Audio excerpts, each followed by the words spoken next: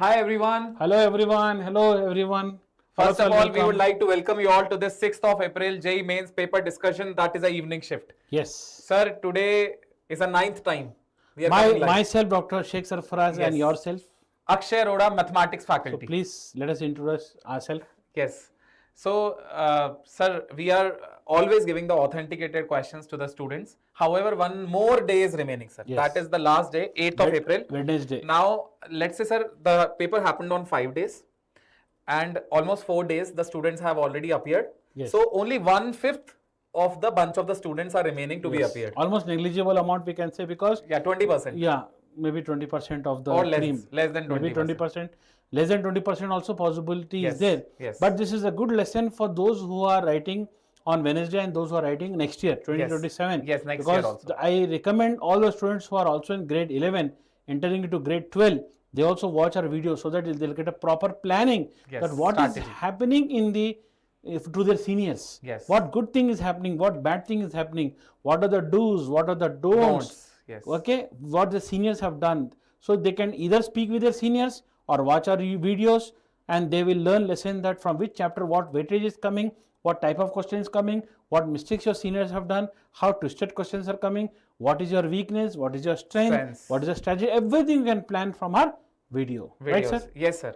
So basically, sir, all those students who are right now in the grade 11th, I would say, sir, 55% in mathematics, more than 55%, sometimes 60% also of the JEE paper, sir, is coming from the grade 11th, and the remaining 40 to 45% is for the grade 12th portion. Okay. So this is the division that we have for mathematics. What you would say for the mathematics, chemistry part? So chemistry part always questions from second year are more weightage actually. Okay, because of the In organic general, chemistry because totally shifts. organic chemistry is there and more part of inorganic is also there. All right. So some important chapters are there of inorganic called complex compounds and DNF block. So some crucial chapters are there which shifts completely to second year. But the thing is one common planning, one common observation I have seen in past 10 years. Yes. I cannot say these shifts is that they are giving questions which are easy from first year. First year, all right. In first year, there are some chapters like chemical bonding period table, Chemical which are easy kinetics. chapters, scoring chapters, and compulsory they are giving. Yes. But if tough questions are coming, they are coming only from second year.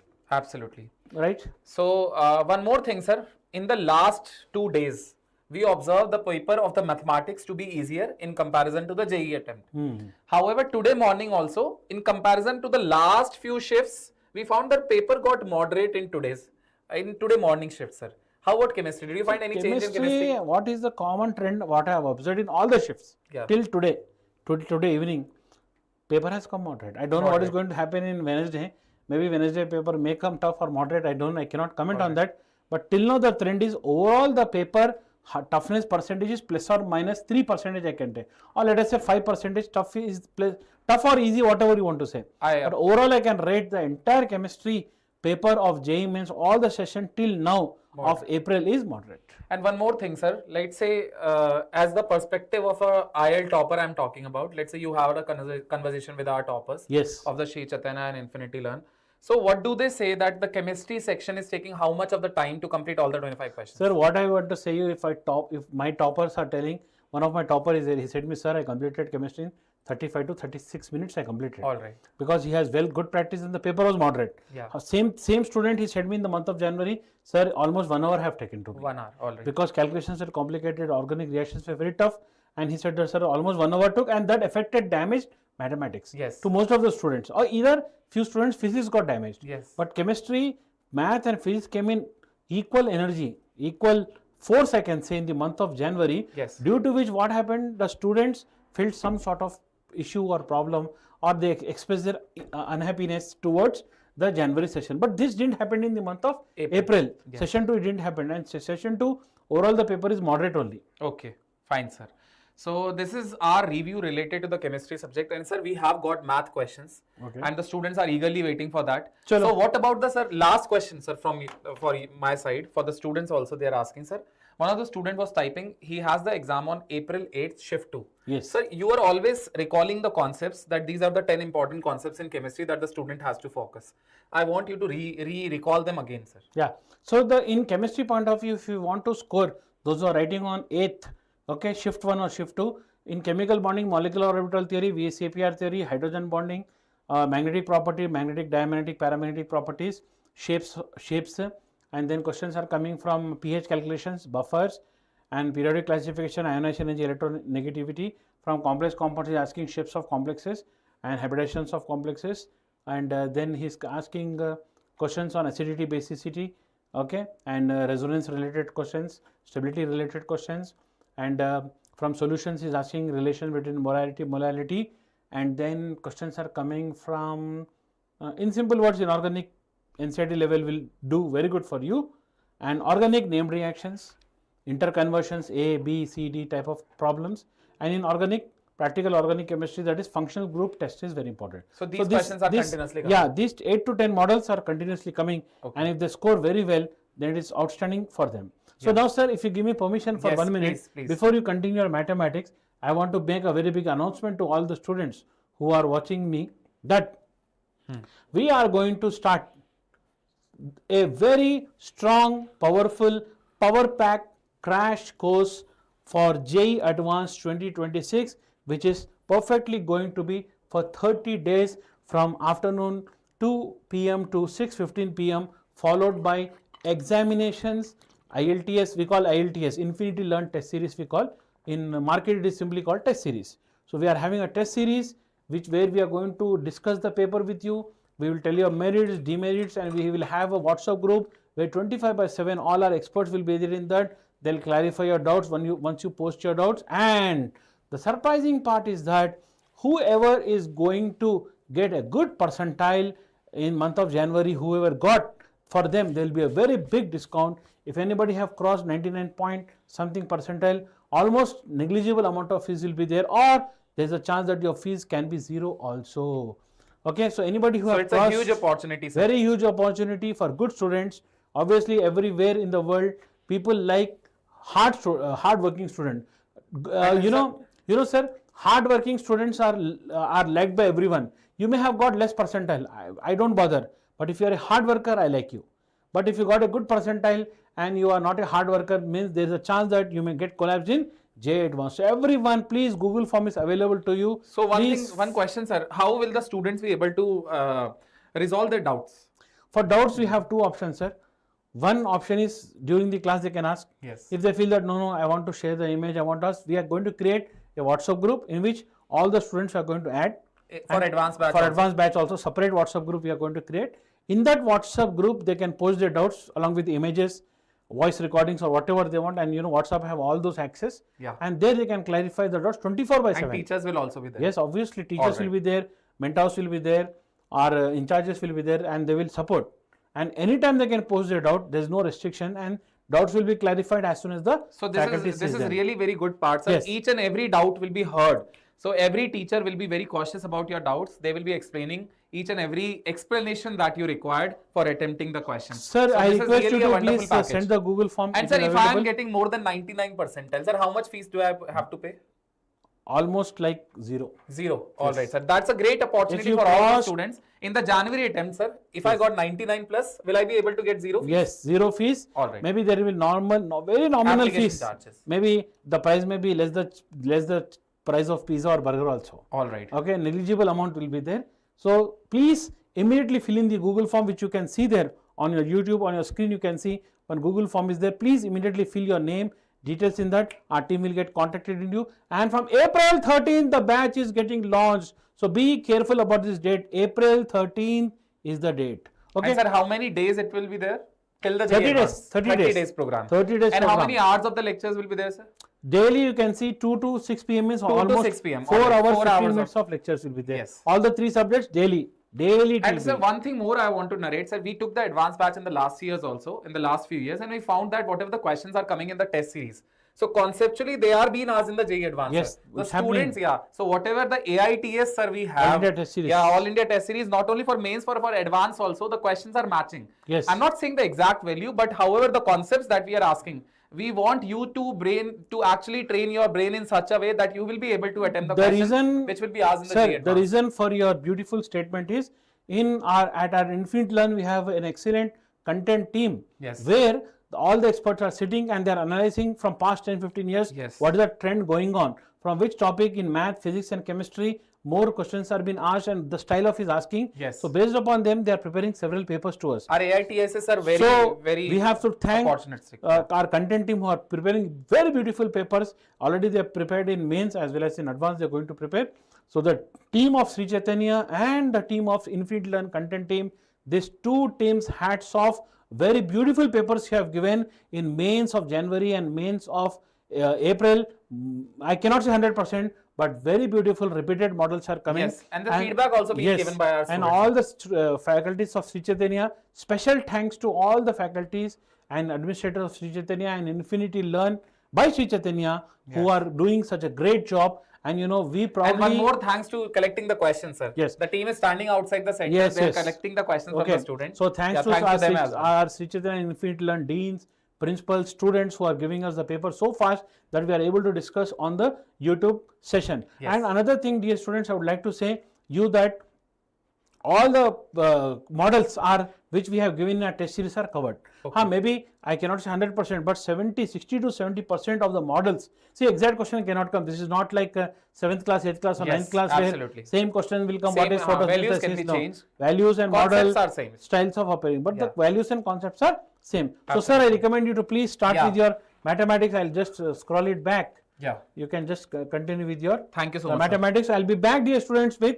chemistry questions. Thank you. Sir, I have the set of the questions of the mathematics, so I'll continue with that. Okay, you continue mathematics, sir. Once mathematics over, either physics or chemistry, I'll come back. Yes. Okay, sir. Yes, sir. So, hi everyone. Let's start with the mathematics discussion.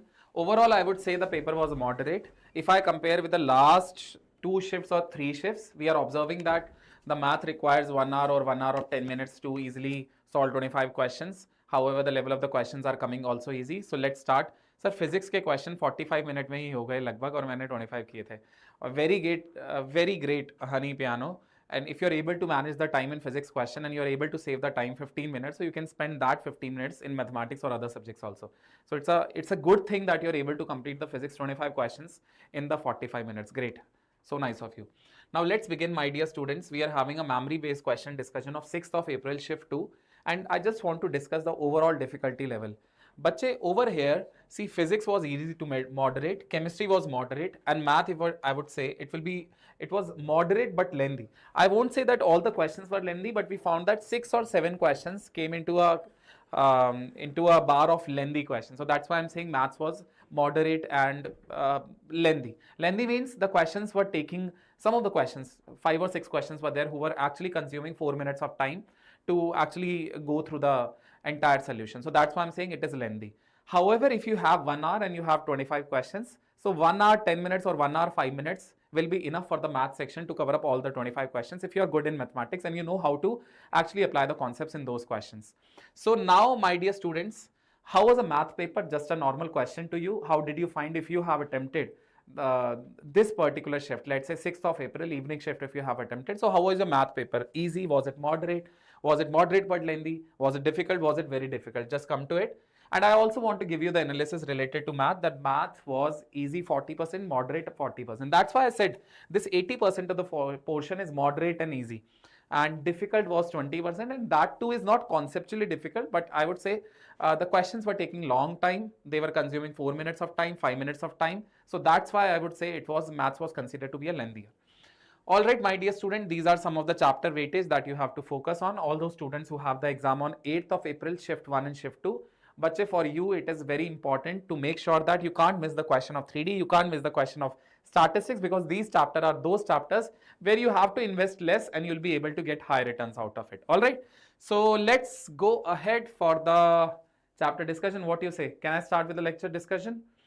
Sir total 53 हो पाए और math में 12 हो पाए, बस एक question option गलत थे, आंसर ही नहीं आ रहा था. All right Honeypreet, that's great. So 53 is also a good number. You can expect a great percentile out of it. So we have a set of the math question, guys, and are we all ready for the math discussion? Give me a thumbs up if you're ready. I would like you to just like this session which we are conducting. Our team is really working hard to collect the questions. So एक like तो बनता है. Please subscribe this channel, but for the future updates also, in the advance also, we'll really bring good content over this channel. So please subscribe this channel. However, please follow our Telegram group also, gache. So we have in the description of this video, you'll find the link of the Telegram group. Every day we are sharing the PDFs of every session. So please, Answer key PDFs are already being shared for the last few shifts. For today's shift also will share on the Telegram group. Please join that group. All right. So, sir, in 8th S1 there or not? All right. So Abhinav here, 58 attempted. Great Abhinav. Great Abhinav. That's great. All right. So about the crash course, I think sir has already discussed. Now let's start with the question. Over here, my dear students, first question is from the system of linear equation. They have said that sum of all possible values of theta, where theta belongs to 0 to 2 pi, for which the system of the equations, these are the equations being given to you, and they have said has a non-trivial solution. But a trivial solution is that solution where the value of x is equals to y is equals to z is equals to 0. So my dear students, they are saying that a homogeneous system of equations has a non-trivial solution. That means they will have 0, 0, 0, and other than that they will have more solutions also. So bache, what you have to focus here in this particular case, my dear students, the value of delta will be 0. Now what do you mean by delta? Delta means the coefficients over here. See, you have cos 3 theta, x coefficient, then you have -8, then you have -12, then you have here cos 2 theta, my dear students, then you have 3, then you have 3 again, and here you have 1, 1 and 3. So basically this coefficient determinant has to be 0. Now it is very easy, but what you need to do, just expand this determinant. So if you expand this determinant, see what you are obtaining. You have cos 3 theta times, here it will be 9 minus 3, which is 6. Then you will have 8 times, then it will be 3 cos 2 theta, 3 cos 2 theta, and then minus 3. Then here you will take minus 12 times, and it will be cos 2 theta, and then minus 3. Are you able to understand? So we created a trigonometric equation, and for this trigonometric equation, you will be getting some roots, and you have to do with the sum of roots. What you will do? You just have to add the roots, and those roots should be in the interval between 0 to 2 pi. This you have to make sure. So what you will do here, bache, here you have the equation of the type 6 cos 3 theta, the first term. Then bache, here 24 cos 2 theta you have and 12 cos 2 theta you have. 24 minus 12 if you do, you will be able to get 12 cos 2 theta. Are you able to understand? And then bache, minus 24 you have, and then plus 36 you have. So minus 24 and then plus 36. So you will be able to get the value plus 12, which is equals to 0. Is everyone in the class able to understand? Now bache, what I will do here, I'll just divide the entire equation by 6. See what happen if I divide by 6. I will be able to get cos 3 theta, then I will be able to get 2 cos 2 theta, then I will be able to get plus 2, and which is equals to 0. Is that clear to everyone? Now over here, if you write the value of cos 3 theta, it will be 4 cos cube theta minus 3 cos theta. This is the value of cos 3 theta, guys. And bache, if you write the value of cos 2 theta, it will be 2 cos square theta and then minus 1. And bache, if you write plus 2, so here it will be plus 2, which is equals to 0. So bache, now open up the brackets. You will see here that 4 cos cube theta is as it is.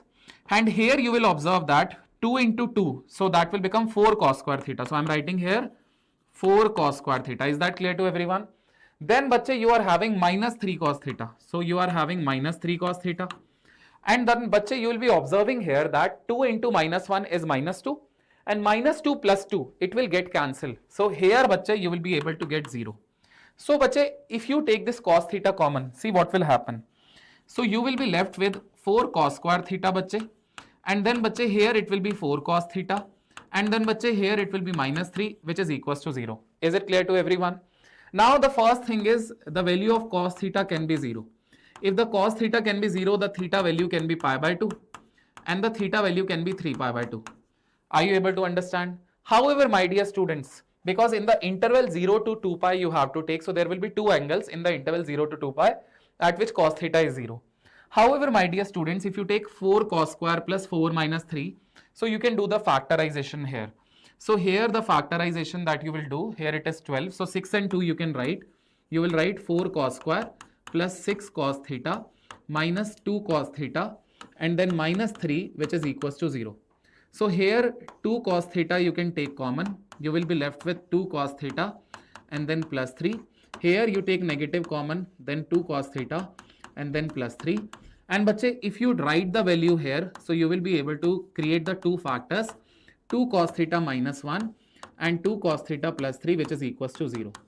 Now, bache, this thing can't be 0 because we are getting from here cos theta is equals to minus 3 by 2. So, cos theta cannot have the value minus 3 by 2. So, this can't be 0. Only the value of cos theta that we are able to obtain from here is half. Now, in the first quadrant, we will observe the cos is positive. However, in the last quadrant also, we will observe the cos is positive. So, the value of angle that we are having from here is, one is the angle which is pi by 3, that is 60 degree. Other is the angle which is 2 pi minus pi by 3. Alright, are you able to understand? Because in the fourth quadrant also, cos is positive. Now, bache, what you need to do over here? So, you have to add all these angles. If you add all these angles, you will be able to get the values of some of the solutions. So, this plus this plus this plus this. Here, bache, if you add all of them, you are getting 4 pi. So, that is why 4 pi will be the answer to this question. Is it clear to everyone that how we did this question? Any doubt if you have, you can tell me about it. If no doubt, we can proceed further for the next question. Now, let's go ahead for the next question. They are saying that the two lines are given to you. See, you can't miss the questions of 3D. 3D questions are very low investment and high returns. Very few question models are there in the 3D geometry. Plane is almost deleted. Only lines question will be asked. So, very few question models are there. You can't miss these type of the questions. So, the question that they asked here is distance between the two skew lines. Here, bache, you will observe that they have given B1 cross B2. First of all, write B1 cross B2. So, it will be I, J, K. And bache, over here, the first row will be 1, 2, minus 3. And the second row will be 2, 4, minus 5. If you open up this determinant, it will be I cap times minus 10 and then minus of minus 12. So, minus 10 plus 12.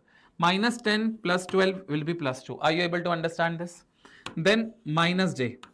Here you will observe minus 5 and then plus 6 you are having. So, that will be plus 1. And here you will observe, my dear students, it will be 4 minus 4, which is equals to 0. Is that clear to everyone?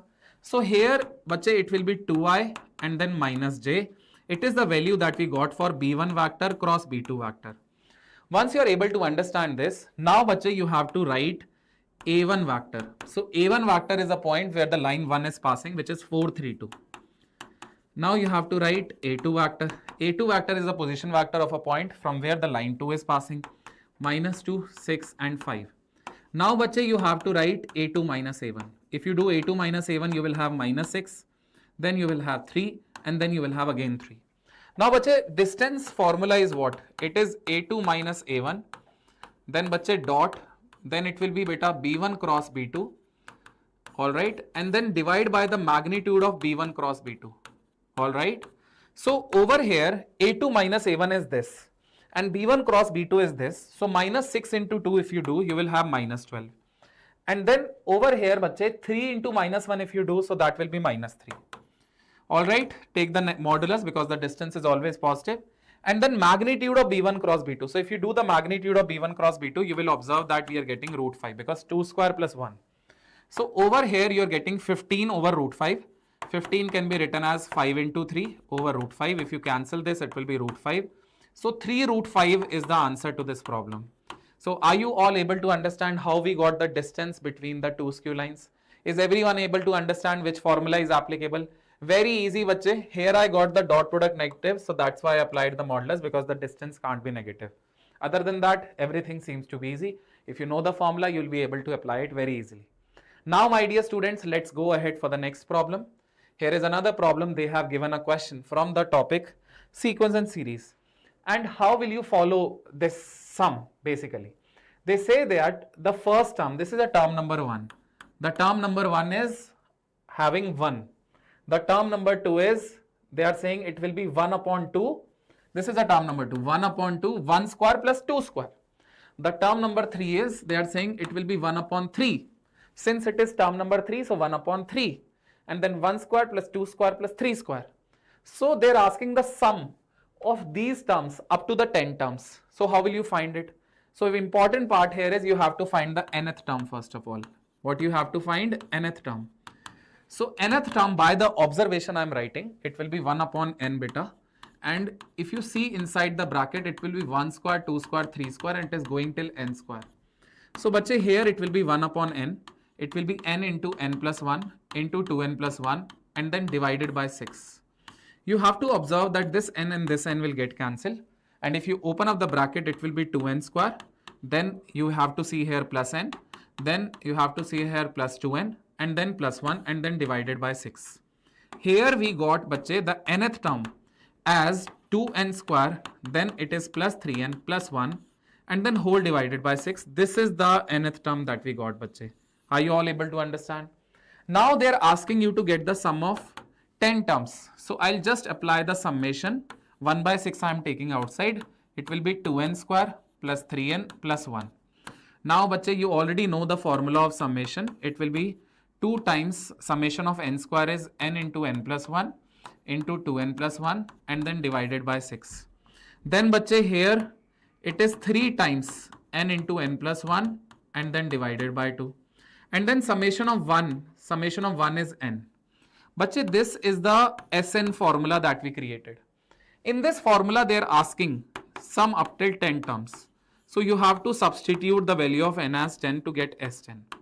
If I substitute n value 10, see what will happen. Here, bache, 2 and 6 will get cancelled. It will become 3. And 10, if I substitute here, it will be 10. Then it will be 11. Then it will be 21. And then plus. Here, bache, if I substitute n value 10, so it will be 10 and then it will be 11 and then whole divided by 2. Then here, bache, if I substitute n value 10, so here it will be 10. Are you able to understand this? Now see what will happen. This 3 will get cancelled with 21, so it will be 7. So 7 into 10, 7 into 11, 77, 77 into 10, so it will be 770. And then bache, here you will observe that this and this will get cancelled. So here you are getting 11 into 5, 55. And then 55 into 3 you have to do. So that will become bache 165. And here plus 10 is there. This whole sum has to be divided by 6.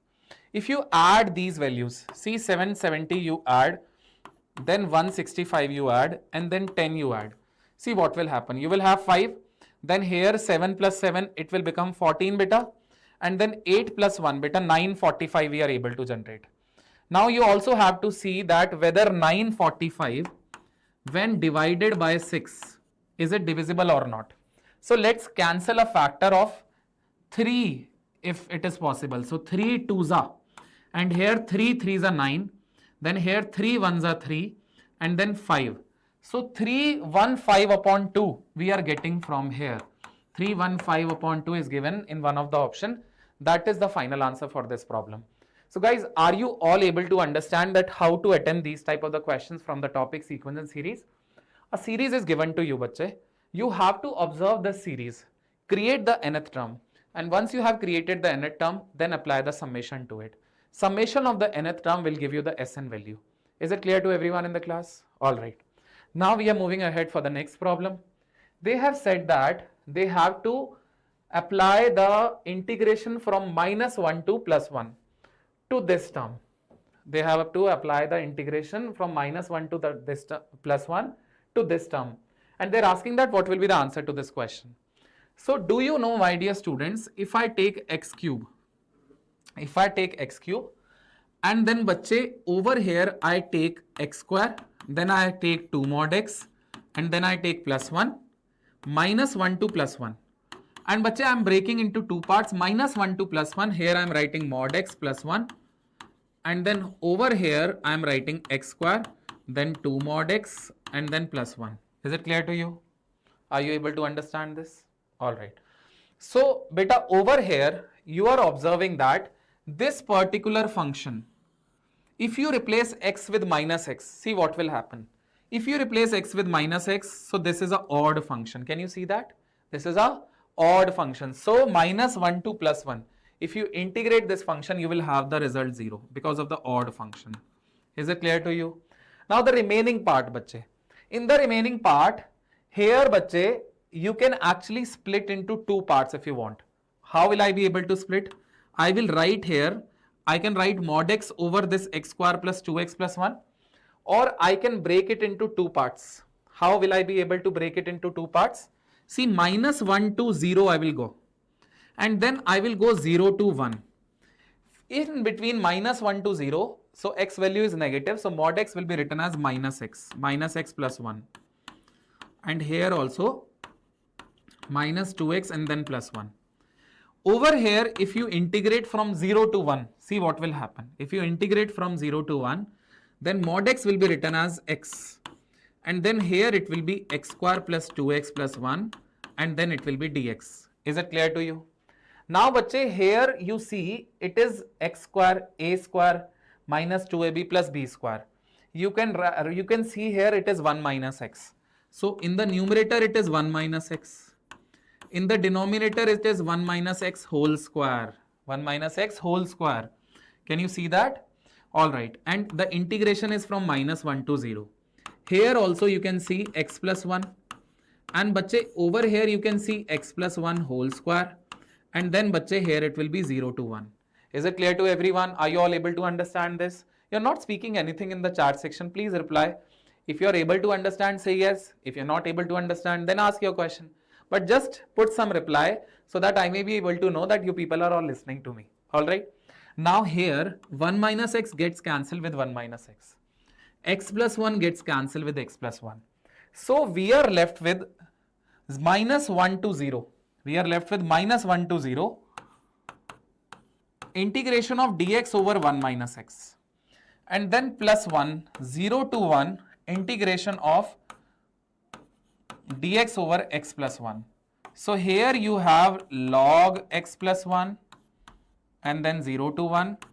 And here you have log 1 minus x and then it is -1 to 0.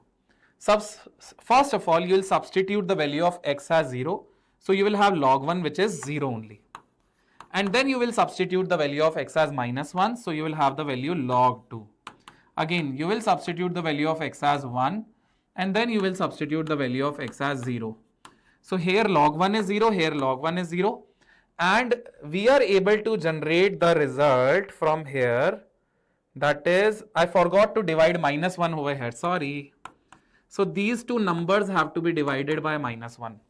Alright, I forgot to divide because see 1 minus x is given, no? So 1 upon 1 minus x is log 1 minus x divided by -1 because the coefficient of x has to be divided here. So you will be able to see here that we are getting log 2 and then plus log 2 which is 2 log 2. So in this way we will be able to generate the answer.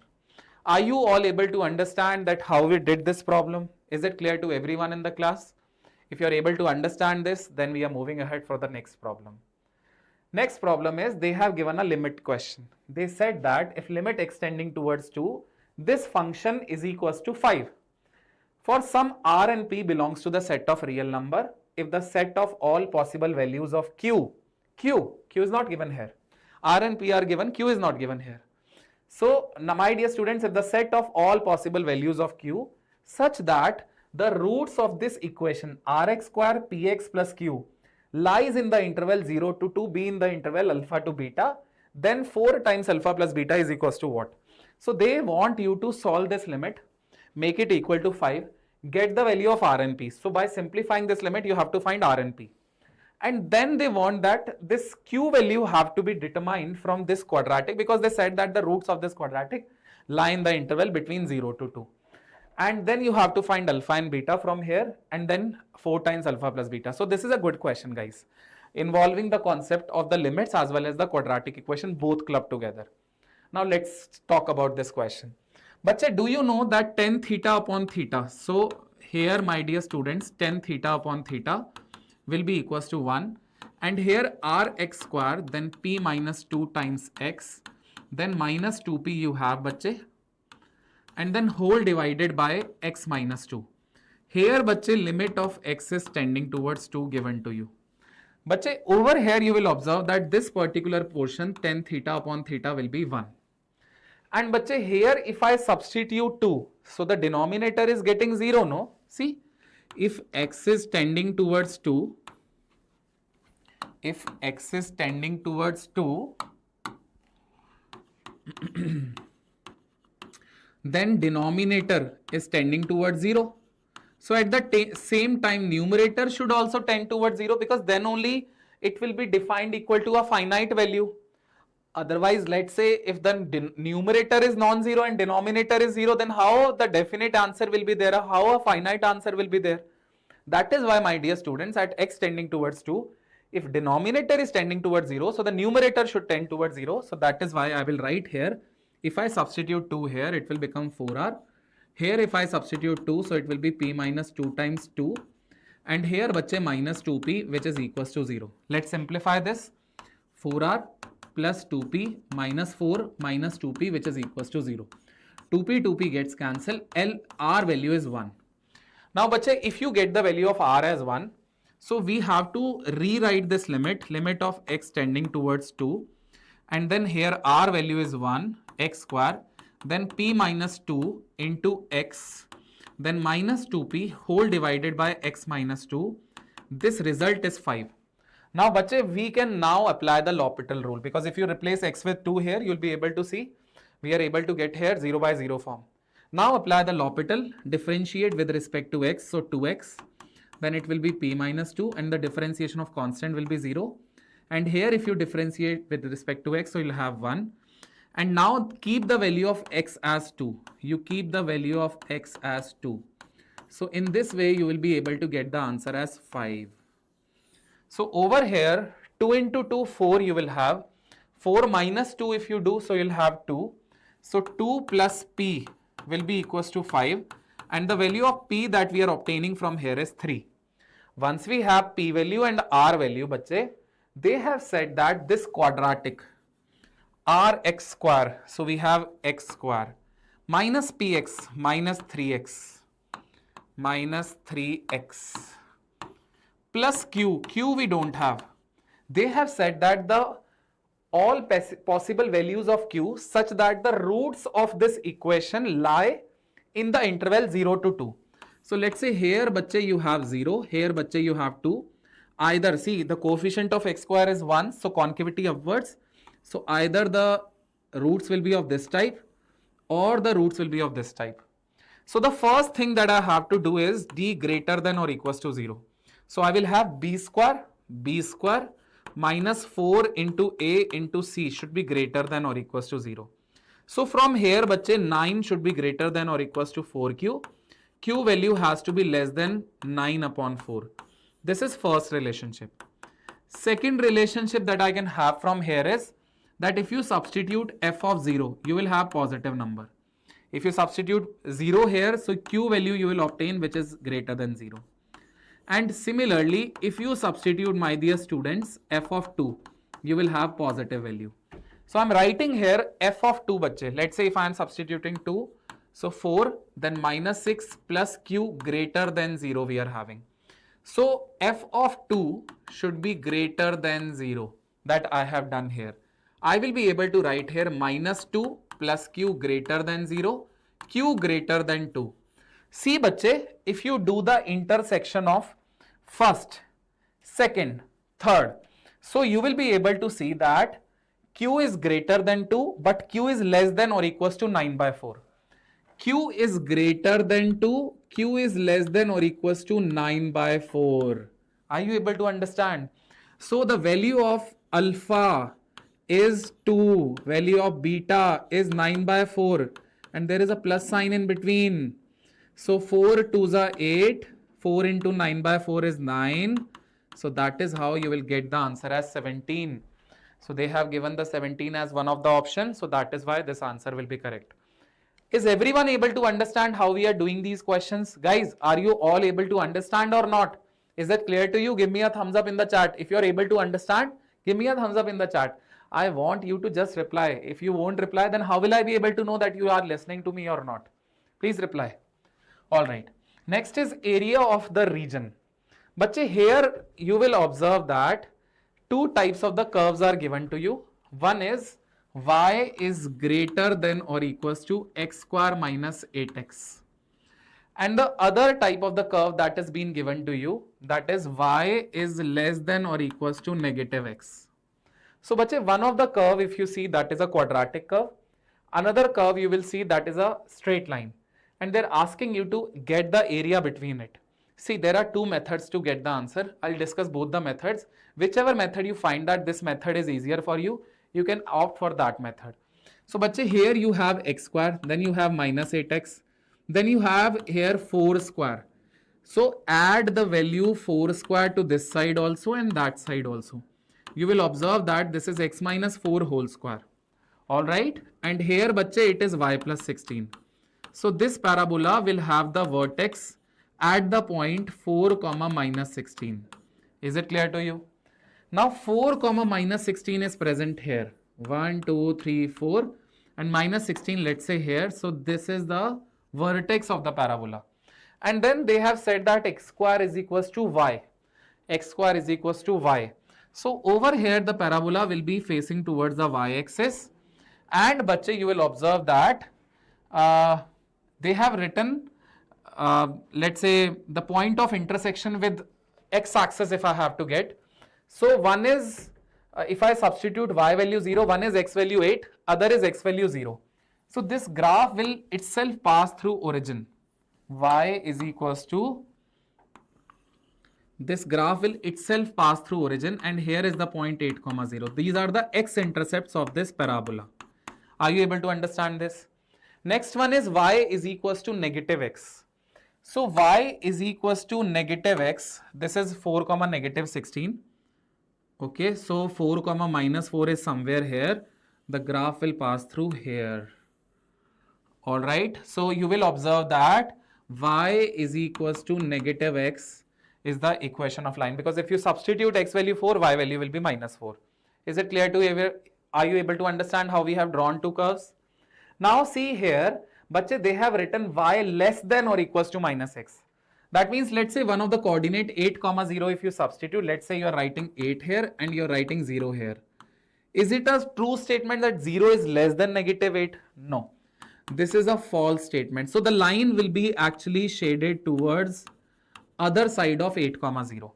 And for the parabola, let's say one of the point here inside the parabola is 4 comma 0.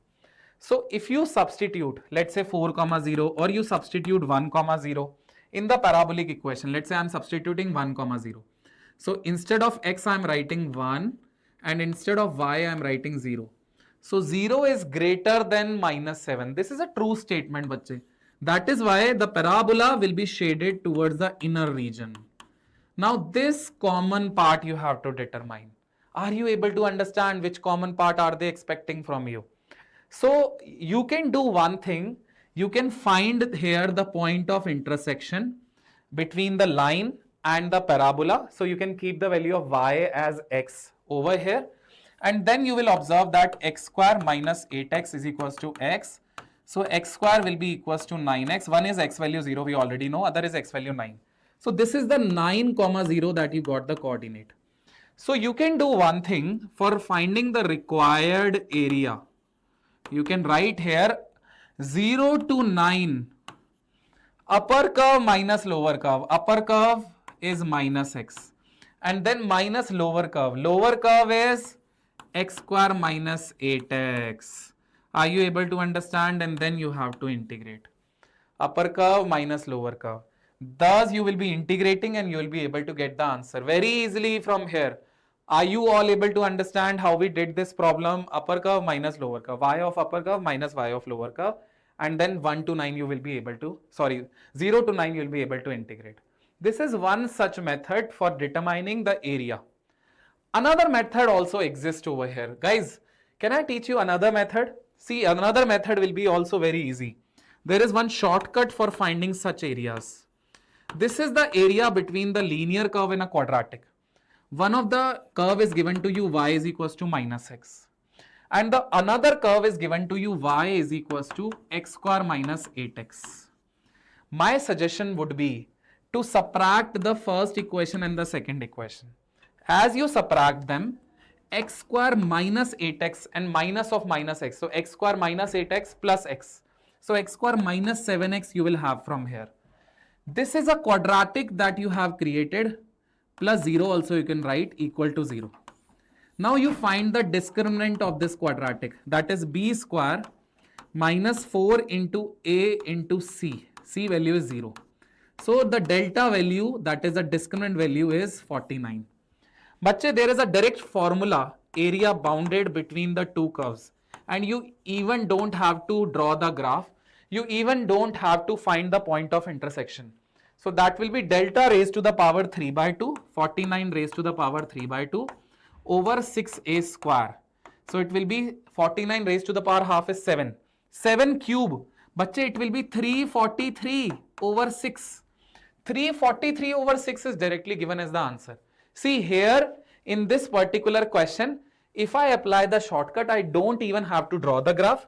I don't even have to determine these points, and then I'll be able to get the answer to this problem. Are you able to understand both the methods of doing the question? Give me a thumbs up if you understood that. Give me a thumbs up. All right. Now let's go ahead for the next problem. All right. So we have the crash course, which is really very important, guys. If you have got a good percentile, let's say more than 99 percentile in the JEE Mains, definitely this crash course will help you a lot, and with a very nominal fee, let's say in rupees 100 or even free if it is more than 99. However, if it is more than 95 percentile, a huge amount of scholarship will be provided to you. Please join this 30 days crash course. Definitely you will be able to boost your score in the JEE Advanced, and you can aim for a good IIT after taking this enrollment into this course. So thank you so much. Now we have with us Aniruddha sir. He'll be having a discussion with you related to the physics question. So Thank you, sir.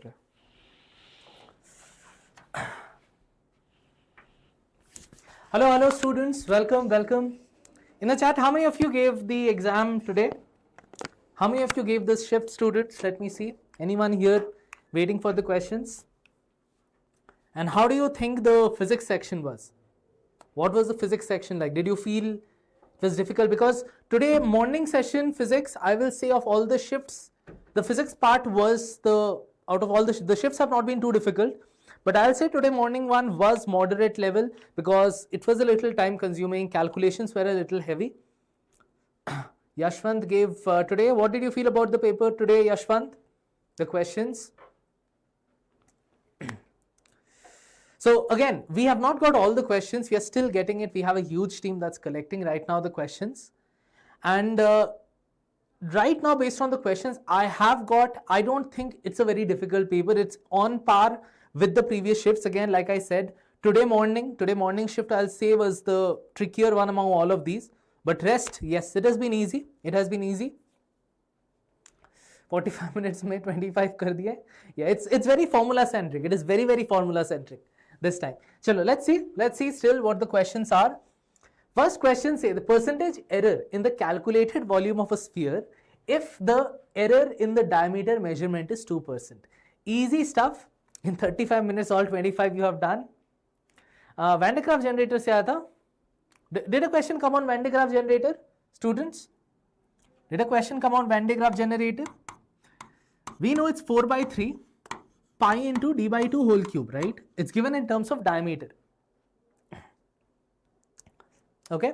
So at that point, I know the percentage change in the volume, the percentage error in the volume.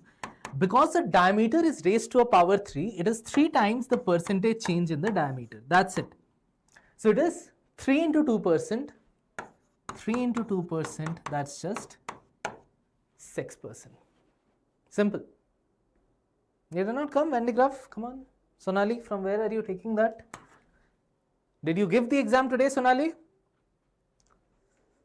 Like, did you have that in your paper, or are you seeing some? Because again, remember the questions you see here, we are vetting it from multiple students. We are Sri Chaitanya, so we have thousands of students appearing for the exam, and we get data from so many places. So many of your competitors, your fellow aspirants, they are the ones who provide these questions to help you. So do make sure that you like this video for them. And we don't just get whatever we have and we go ahead. We verify all the questions from multiple sources, then we go to it.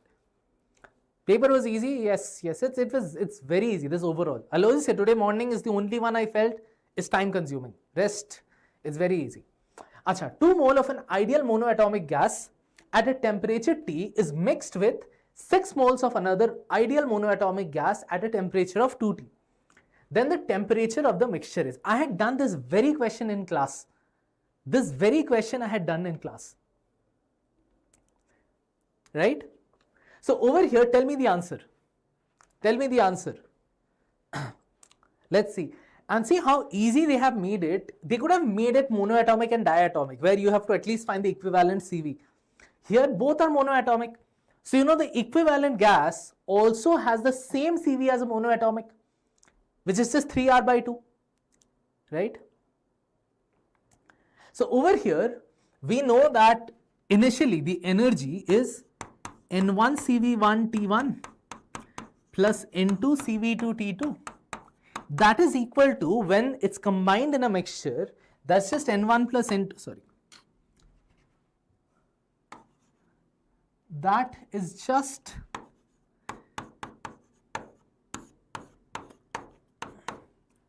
right? That's it. Yes, students, tell me the answer. Tell me the answer here. What did you mark?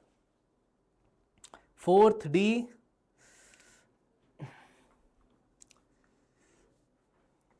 Time period पूछा था, disc का access पर moment of inertia देकर, ऐसा है क्या? ठीक है, ठीक है, अभी तक हम लोग को वो क्वेश्चन मिला नहीं है. As we get it, we will bring it here. So over here, because it's monoatomic, this is also monoatomic, then mixture will also be monoatomic. You can cancel all the CVs out, they will be the same. So N1T1, 2 moles at a temperature T, so 2T, plus N2T2, 6 moles at a temperature 2T. That is equal to N1 plus N2, number of moles 2 plus 6, that's an 8 moles into T. I should actually make it T naught, let's call it T naught, the equivalent one. So T naught then 2T plus 12T, 14T by 8, 7 by 4. Yes, yes, good, good. Easy, right? Was chemistry and maths also easy? Like physics was too easy. Physics I can see so far, it's easy. Was chemistry and maths also easy?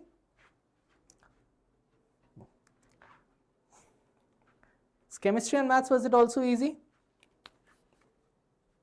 Because if chemistry maths is also easy, there is a chance that the cutoff will go higher.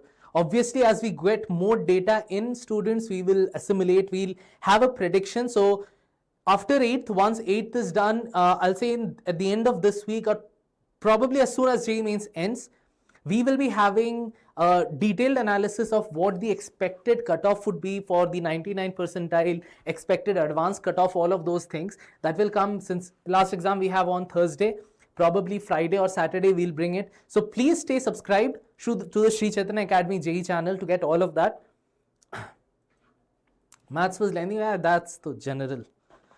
That's like regular news, maths is lengthy. But we'll have a detailed analysis very soon. So please stay subscribed to the Sri Chaitanya Academy JEE channel, and we will bring that analysis for you very soon. Chemistry moderate, math lengthy. Physics is just too easy, too easy.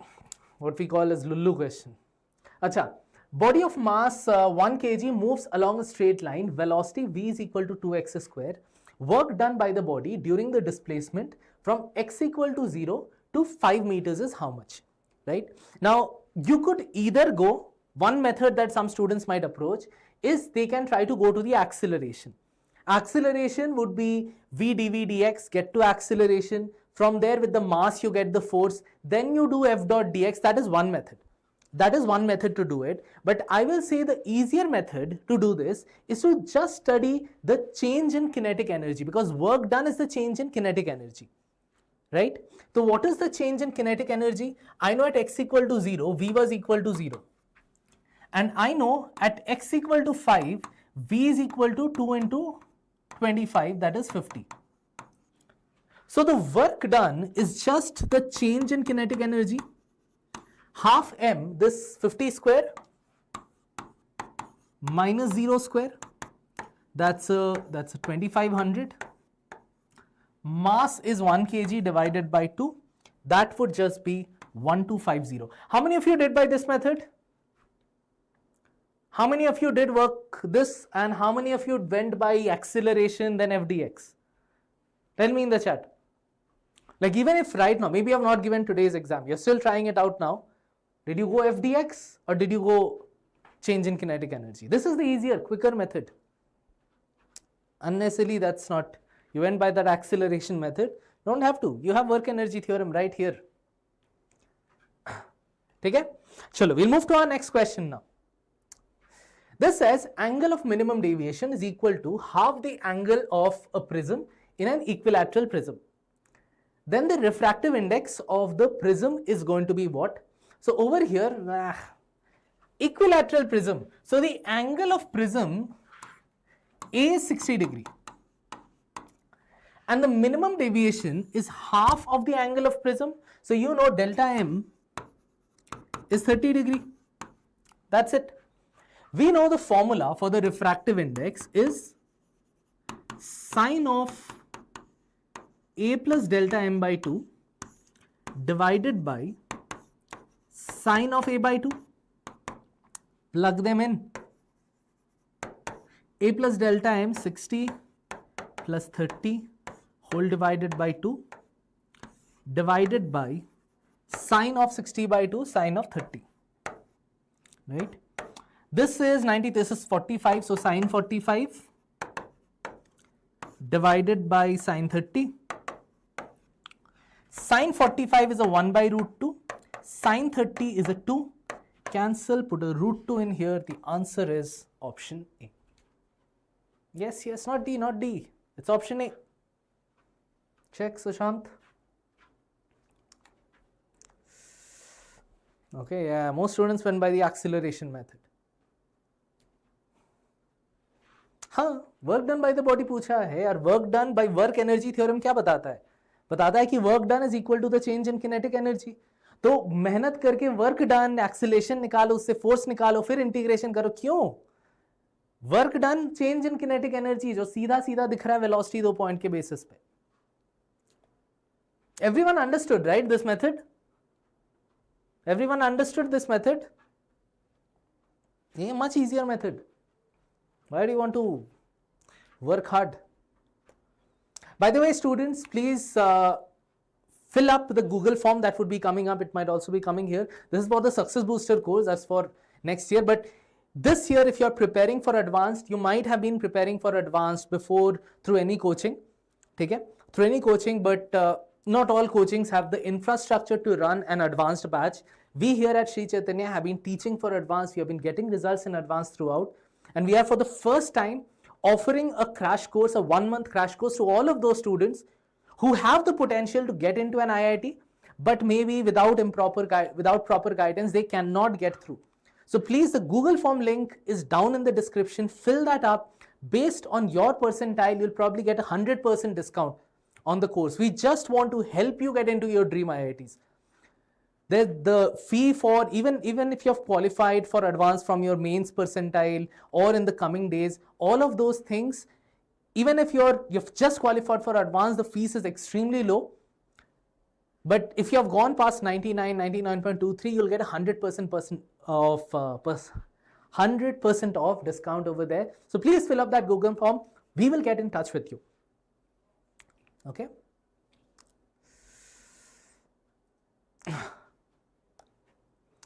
External force के लिए होता है. At the end of the day ये speed जो change हो रहा है कहां से आ रहा है? कोई तो फोर्स लगा रहा होगा ना, कोई तो फोर्स लगा रहा होगा.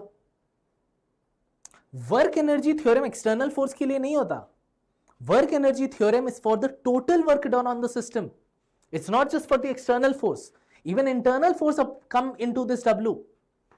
और वही इंटरनल फोर्स को when you send it over to the other side, that is what becomes the potential energy. If I talk about work done by external force, that is technically potential plus kinetic. If you're just talking about work done by the external force, that's potential plus kinetic. Total work done is equal to total change in kinetic. 170 to 200 आ सकता है, 99 percentile बन सकता है. I feel so. I feel आ जाना चाहिए. 170 to 200. By the way, students, tell me in the chat, you might have given the exam today or in the previous days.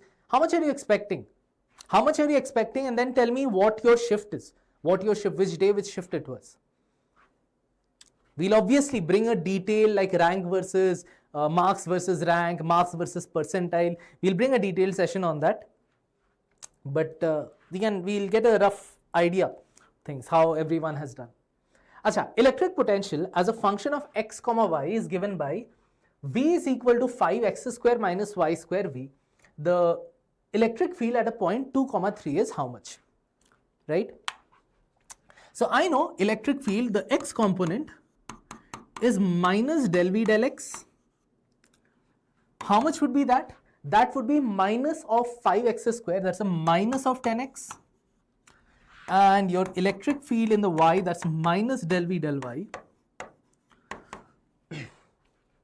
That is already a negative is there, so it becomes positive, plus that's a 10y. So my electric field, pardon me, that's a root over of ex square plus ey square, root over of, over here if I square it, 10x whole square plus 10y whole square.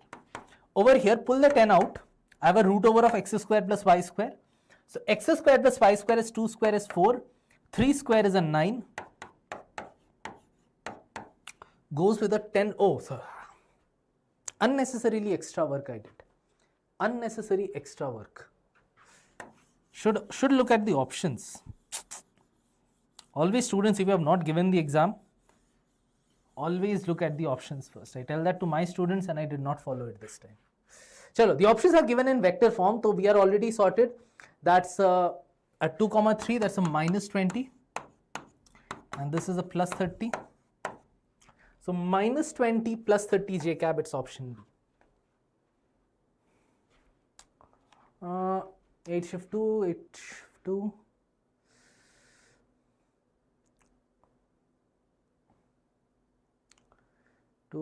At 81, Arjun, it would be quite low. I don't think you will qualify advanced at 81. If you do not have a quota, SC quota or ST quota, at 81, I don't see you qualifying for advanced.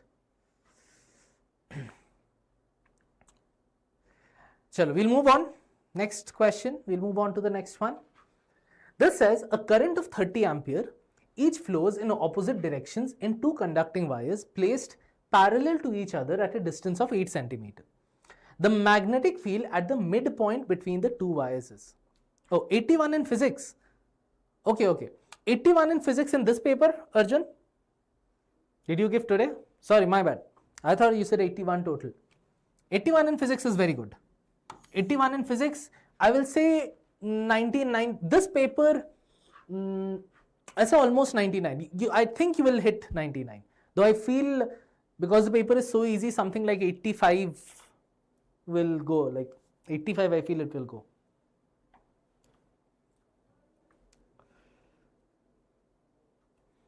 I feel it might go to 85, 99 because this paper so far, though, I think I have 15 questions now. Like pretty direct. I don't see a lot of questions where people, most mistakes can be in silly mistakes. But I think you'll hit 99. Acha, 30 ampere is flowing in opposite directions. Great. 30 amperes. This way 30 amperes. You want the field right in the middle. The distance between each other is 8 centimeters. So from each of them, this distance is 4 centimeters. Now you know both of them create their fields in the same direction, which is into the page. Into the page over here, but anyway, this is like into the page, out of the page. But at the end of the day, they both point their field in the same direction.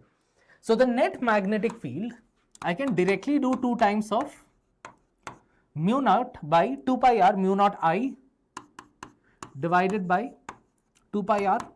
So 2 into mu naught is 4 pi times 10 to the power minus 7 times the current is 30 divided by 2 pi. The distance is 4 centimeters, so 4 into 10 to the power minus 2. Take, get rid of this 2. 2 cancels with the 4. I have 30 into 10 to the power minus 5. I have to give in, okay, so I have to make it 300 into 10 to the power minus 6. Option B. I wanted it micro Tesla, so the answer is 300. Previous question had a minus sign. Where did it have a minus sign? You're saying this had a minus sign before over here?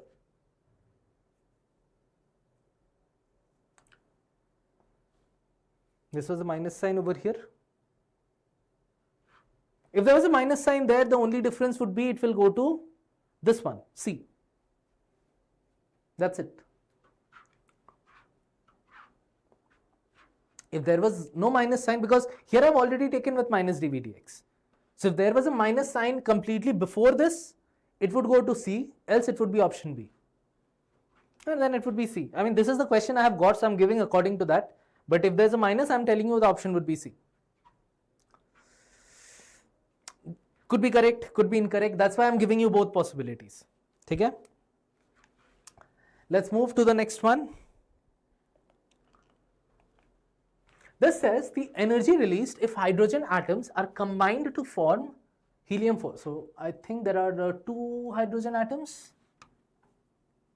I think two H1 atoms are combining. Two H1 atoms are combining to give helium. Binding energy per nucleon of hydrogen and helium are 1.1 and this. Okay, so I know the total binding energy of the hydrogen atoms is 2 times of, each of them have 2. So total of 4 nucleons are available to the hydrogen, and each has, remember, this is binding energy per nucleon, so that's 1.1. How much does that go to? That goes to a total 4.4. The binding energy of the helium, don't put 7.2, please don't. If you do 7.2 minus 4.4, you'll make a mistake. This is where I feel I had done, I think this exact or just with change values, I had done this question in my paper predictor series. That please be careful, it's not 7.2 minus 4.4, it is 7.2 per nucleon. Helium has 4 nucleons. So the total binding energy of helium is 4 times 7.2. That's a 28.8, right?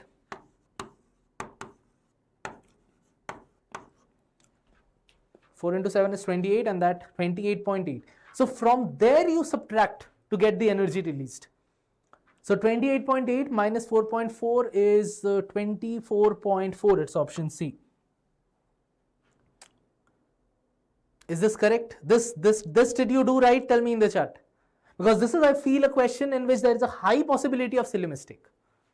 Because you already see this coming less than 7.2, the instinct is to do 7.2 minus 4.4. Did you do this correct? In the chat, tell me. Did you get this correct?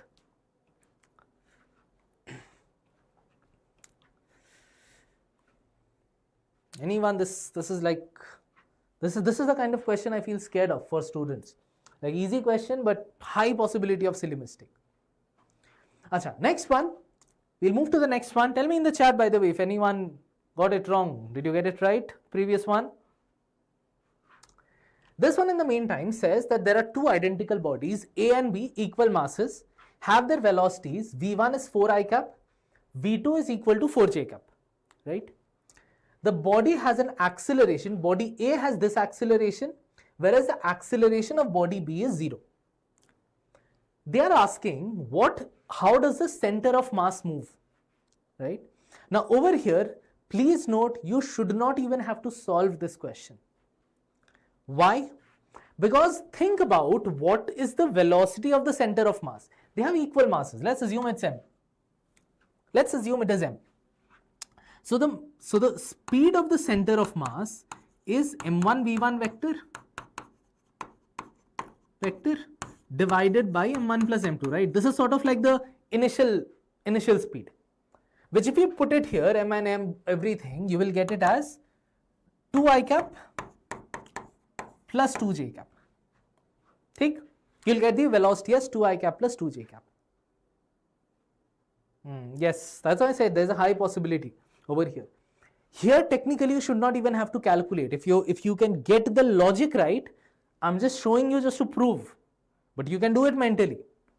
The acceleration of the center of mass is m1 a1 vector plus m2 a2 vector divided by m1 plus m2.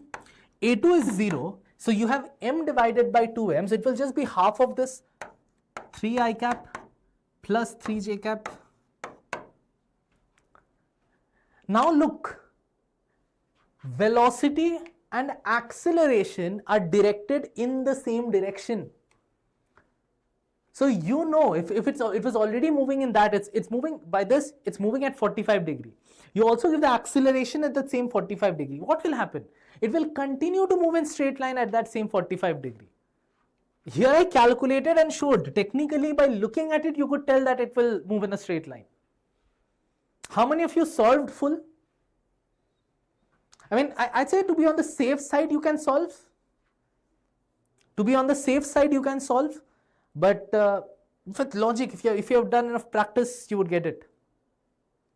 This is the kind of logic that I'm telling you need to develop for advanced students. Over here on this channel, I'll be bringing a few advanced sessions, obviously, to help you all out. But I'll still recommend all of you, please fill up the Google form. Because we have this advanced batch starting, there's limited seats. That's why we'll also have a few of the sessions here on YouTube, like maybe once a week. The regular batch is like everyday classes, all 3 physics, chemistry, maths with extra assignments, and you could get it completely for free based on your percentile. So please fill up the Google form. And even if you've just qualified for advanced, the fees is extremely low. There's limited seats. We'll keep running this campaign for maybe till the end of this second attempt. But please fill up the form if you haven't filled it up yet. It won't go parabola, it's a straight line. Look at the velocity and acceleration directions. They're in the same line. Acha, this one says there's a square loop side 2 cm in a time varying magnetic field with magnitude as B is equal to 0.4 sine of 300 t Tesla. The normal to the plane of the loops makes an angle of 60 degree with the field. The maximum induced EMF produced in the loop. This I feel some students might have got stuck in. Anyone got confused in this? Anyone got confused with this 60 degree? Anyone got confused with this 60 degree? Over here, I do not have. Sir, एक paper है क्या? ये board या कुछ एक paper type देना. I just want to show you what is actually happening here. Just want to show you what is actually happening here. Just a moment. If I have a paper, I'll show it to you. Normally, we always think that it's like we have the regular loop and the regular loop is spinning, right?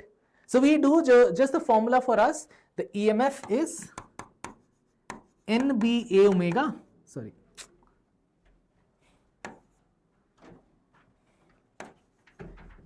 Take it. Okay. NBA omega and then sine omega t, right? Now many students might think this is 60 degree and technically you would just get it right out of coincidence. But the concept is not that this is turning and making an angle 60 degree at one point. So think about this is like the plane of the loop, right? This is the plane of the loop. You have the magnetic field. It's not like it's turning like this and at any moment it's 60 degree, you do NBA omega sine of 60. No. The sine omega t is out there. You have it separate. If you do sine 60, you will get it wrong. What they are telling you is, let's say that the magnetic field is directed in this direction. The loop is not turning like this. The loop's area at any moment is not perpendicular to the field. The loop is tilted like this.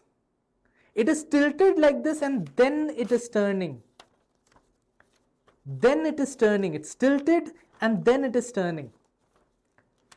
Which means the flux trick with this, ignore the sine omega t. The sine omega t is controlling this turn. But the fact is, for the field that's coming in, the area component it sees, that is a cos of theta, not sine of theta. So over here, if I talk about max, that is NBA omega cos of theta, that theta is 60 degree here. That theta is 60 degree. So you can put the values in now. B omega, n also you can keep if there's no number of turns here. What happened? There's no number of turns here.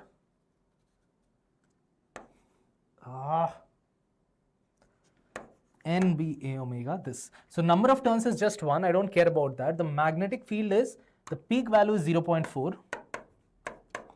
Area is, this is 4 into 10 to the power minus 4 because I have that square, that's a square loop. Omega is 300. And cos of 60 is a half. So I can take this out with one of them, 2. So that's a 8 into 3, that will go to somewhere around 24. You have the rest of the things you put, you will get option A. Did you get it? I feel many students would have done sine of theta and got it wrong. They might think this omega t is what becomes this. Is the visualization clear? It's not turning like this. The sine omega t part controls this angle, how much it has turned. Here it's tilted at 60 degree. Technically it's tilted at 30 degree. The normal makes 60 degree. And here it turns like this to this magnetic field. Okay? Chalo, we'll move to our next question. Match the following, simple stuff. Boltzmann constant. See, the easiest way I'll tell you what to do. Stephen's constant, I know for sure goes with this. Why? Because in the Stephen's constant formula, there is a temperature to the power 4. That is the only place temperature comes in the equation. Temperature is represented with Kelvin. The one with to the power 4 has to be in Stephen's law. Okay? Next thing. Only other place you see temperature being associated with a constant is Boltzmann constant. Because energy is equal to 3 by 2 kT. Done? Those two are set. Usually if you match two, one of the options will match. But just for the sake of it, if you want to go through it, you can put that gravitational constant would be 1. Planck's constant would be this. I'm not solving this. We have done it a bunch of times, students. You'll be able to get it. Okay? Chalo, we'll go to the next one. It says in an adiabatic process, P0, V0 are the initial pressure and volume. Cp by Cv, so gamma is 1.5. Final pressure is this. What is the value of the final volume? So I know P0, V0 to the power, this 1.5 is 3 by 2. That is equal to the new pressure. New pressure is 27 by 8 P0 into V to the power 3 by 2. Take the P0s out, send it over to the other side. 8 by 27, that is V over V0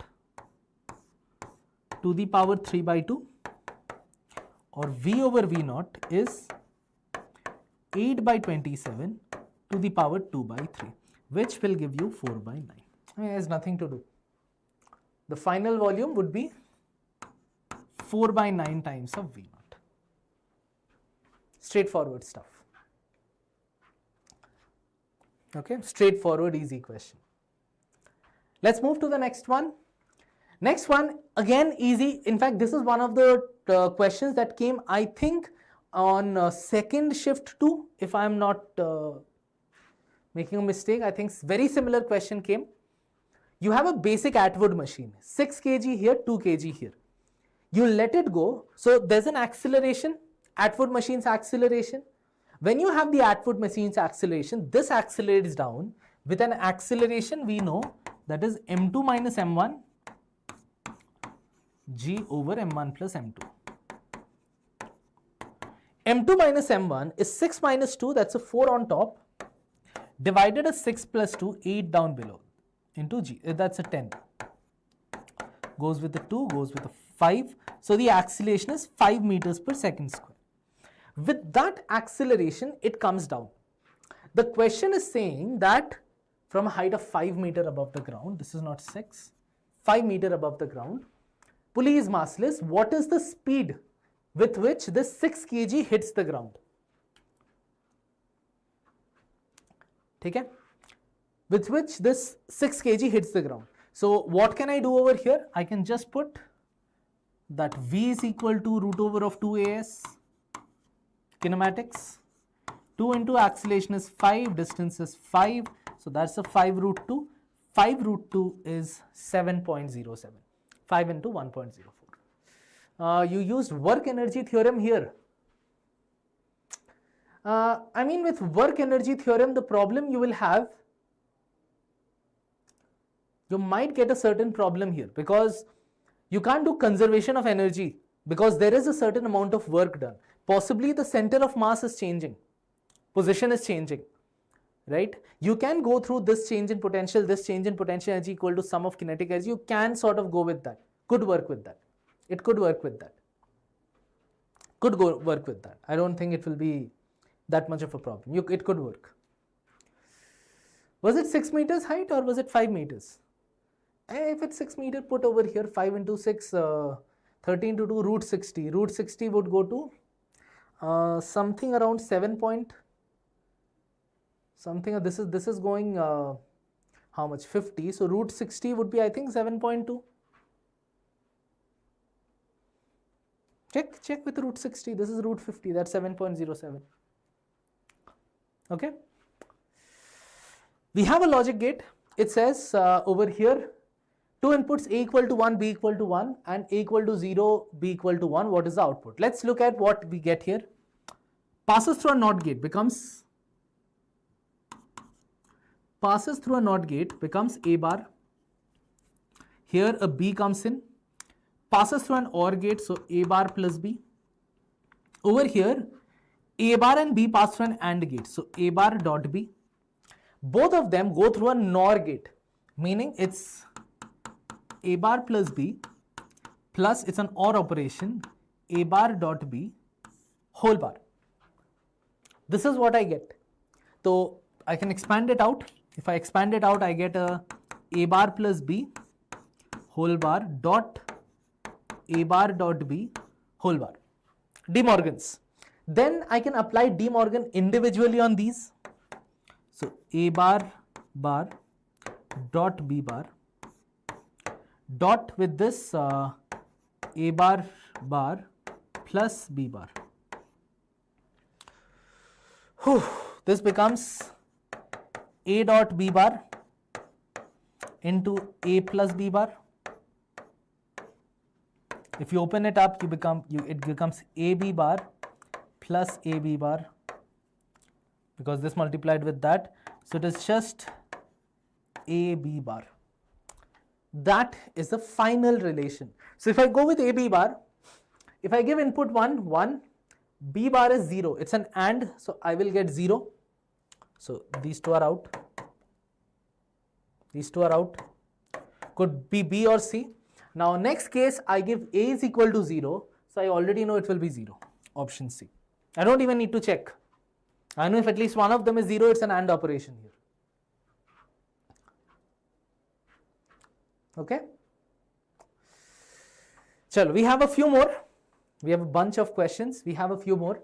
This says there's a concave mirror, focal length 10 centimeter, forms an image which is double the size of an object when the object is placed at two different positions.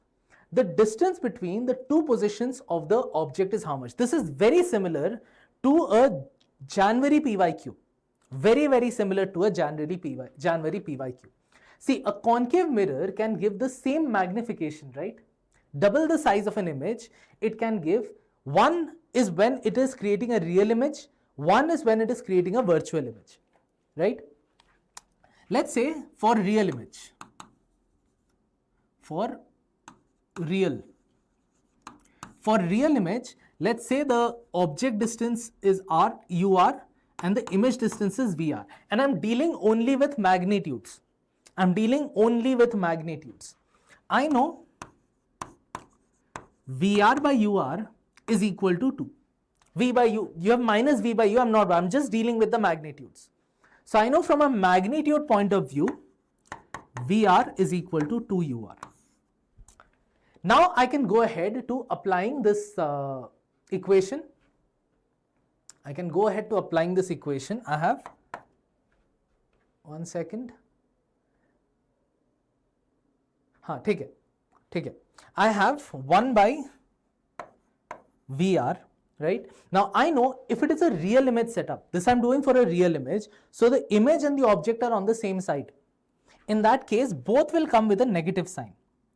1 by VR minus 1 by UR, that is minus 1 by 10. Why minus 1 by 10? Because it's a concave mirror. I told you its formula is 1 by V plus 1 by U. But here we took these as magnitude. I had said this in January session. You work with magnitude. Okay. So over here, I can get rid of all of this. VR is 2UR. So I have 1 by 2UR plus 1 by UR is 3 by 2UR. That is 1 by 10. So UR then is equal to 5 by 3. In terms of magnitude, it is 5 by 3. Okay? I know 5 by 3 in front of the mirror. Next we do for virtual.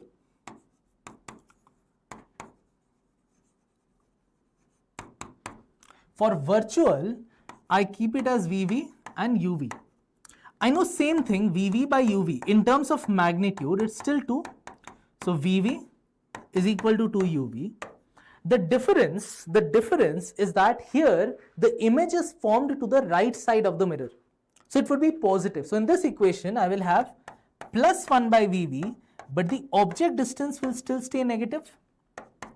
That is equal to minus 1 by 10. What will we get? I will get 1 by 2U UV minus 1 by UV. So 1 by 10.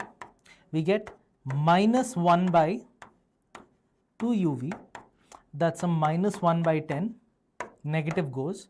So your UV is 5 centimeter. So you see, both of them refer to the object being in front of the mirror. But one is in front of the mirror by 5 centimeter. Another is in front of the mirror by 5 by 3 centimeter. Okay? 1 second. Did I make a mistake, calculation mistake here? Did I make some calculation mistake here? How did I get a 5 by 3 here? I feel like I made... Oh, sorry. How did I get a 5 by 3? That's a 15. 3 into 5. Because, see how I know I made a mistake? Because if the focal length is 10 centimeter, a virtual image is formed if the object distance is less than 10 centimeter, which is fine here. But 5 by 3 is less than 10. It cannot create a real image. So I know I had made some mistake here. So it's 15 centimeter and this is at 5 centimeter. So the distance between the two positions is 10 centimeter. This is how you re-verify questions. It saves you a bunch of time in making, like you have to resolve again and again. Oh, sorry. This one says an electromagnetic wave is propagating through vacuum. K vector, E vector and omega represent the propagation vector. Propagation vector means 2 pi by lambda, electric field and angular frequency respectively. Magnetic field associated with the wave is how much? So we know magnetic field, if I were to talk about it, in terms of magnitude, that is E by divided by C, right? It's E by C. C is the speed of the wave. So you can write speed of the wave is omega by K. Now there's a little problem. By that, is it K cross E by omega or is it E cross K by omega? So over here, you have to visualize the three vectors. You see, there is the propagation constant, refers to the direction in which wave is going, right? You have E vector, suppose hypothetically, this is your E vector, this is your B vector, right? Or let's say E vector is here, B vector is here. Then E cross B, the propagation vector should point in this direction, right? E here, B here. So propagation vector is towards you. Now with these two, I want to get this direction. So how do I do? If I do E cross K, I get it in the opposite. So the only method is, this is K, I go K cross E, now it points towards B. So that is how I know it is option 2, K cross E divided by omega. Okay? Everyone clear with this? So once more students, I'll remind all of you, we have this advanced crash course coming up. It can be free for you based on your percentile. So please fill up the Google form, whatever your January percentile was, and we'll again repost it, but at that time it might already be a little too late because we have limited seats.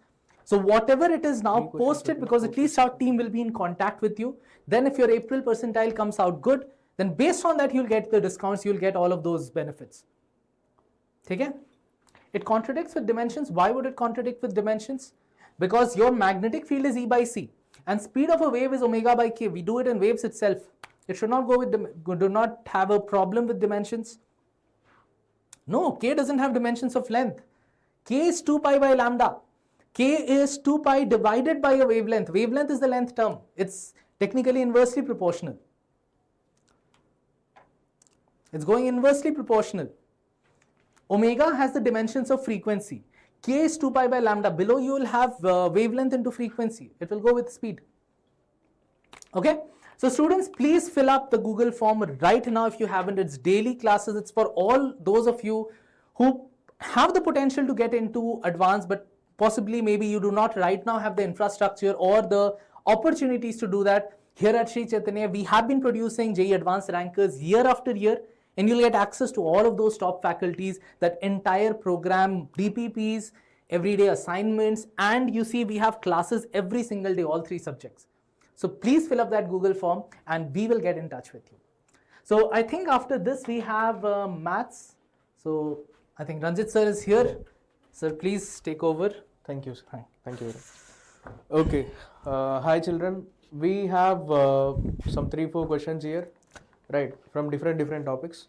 First one is from matrices, right? So here we have a question.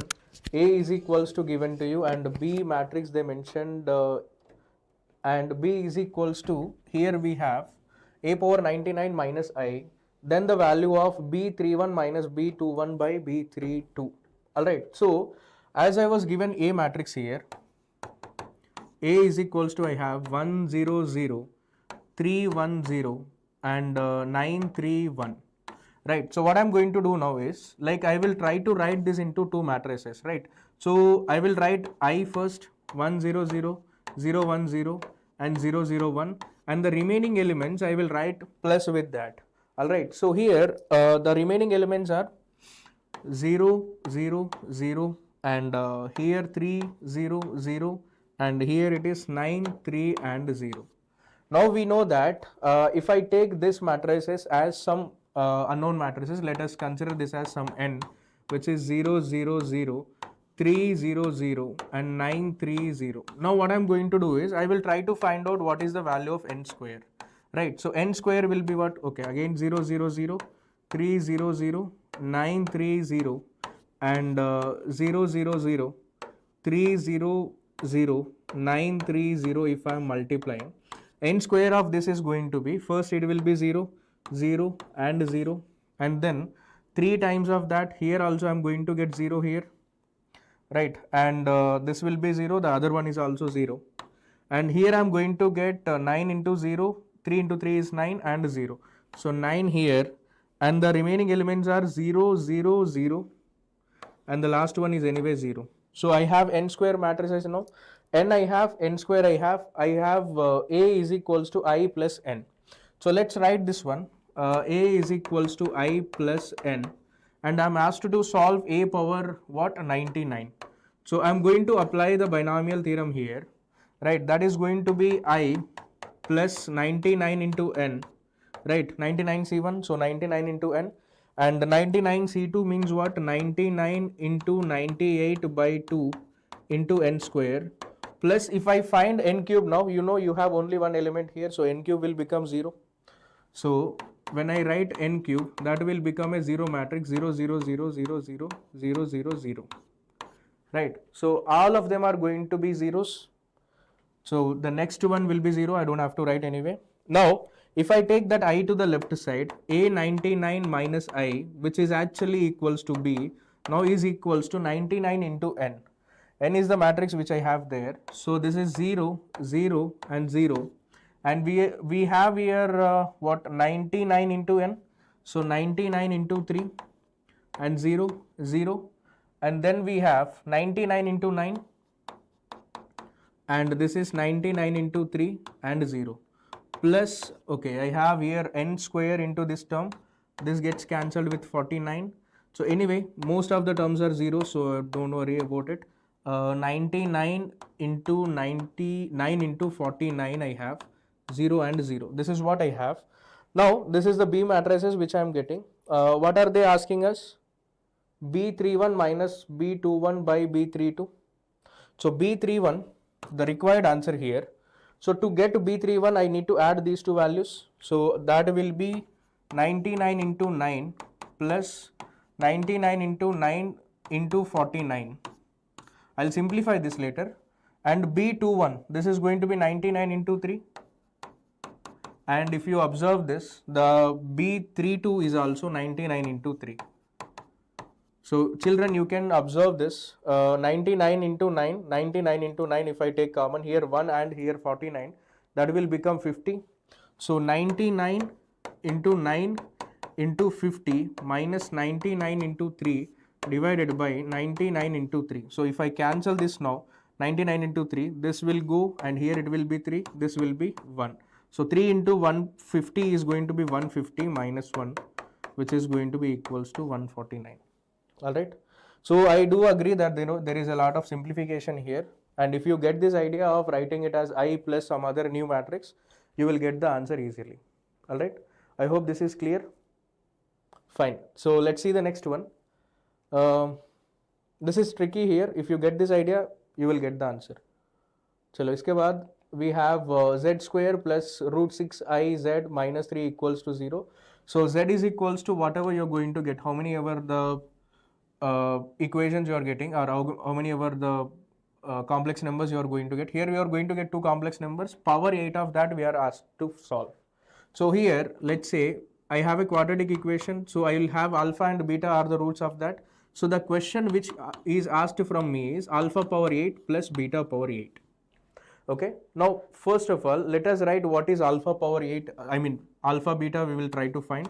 So z is equals to, I have now minus root 6i and plus or minus under root of, we are going to have b square, so this is going to be minus 6 and minus into minus plus 12 divided by 2 I have, right. So this is now going to be, here root 6 will be there, here root 6 will be there, fine. So plus or minus root 6 I have and minus root 6i divided by 2. So this is going to give me, children, alpha and beta. So plus or minus root 6, if I take common, this is 1 minus I by 2.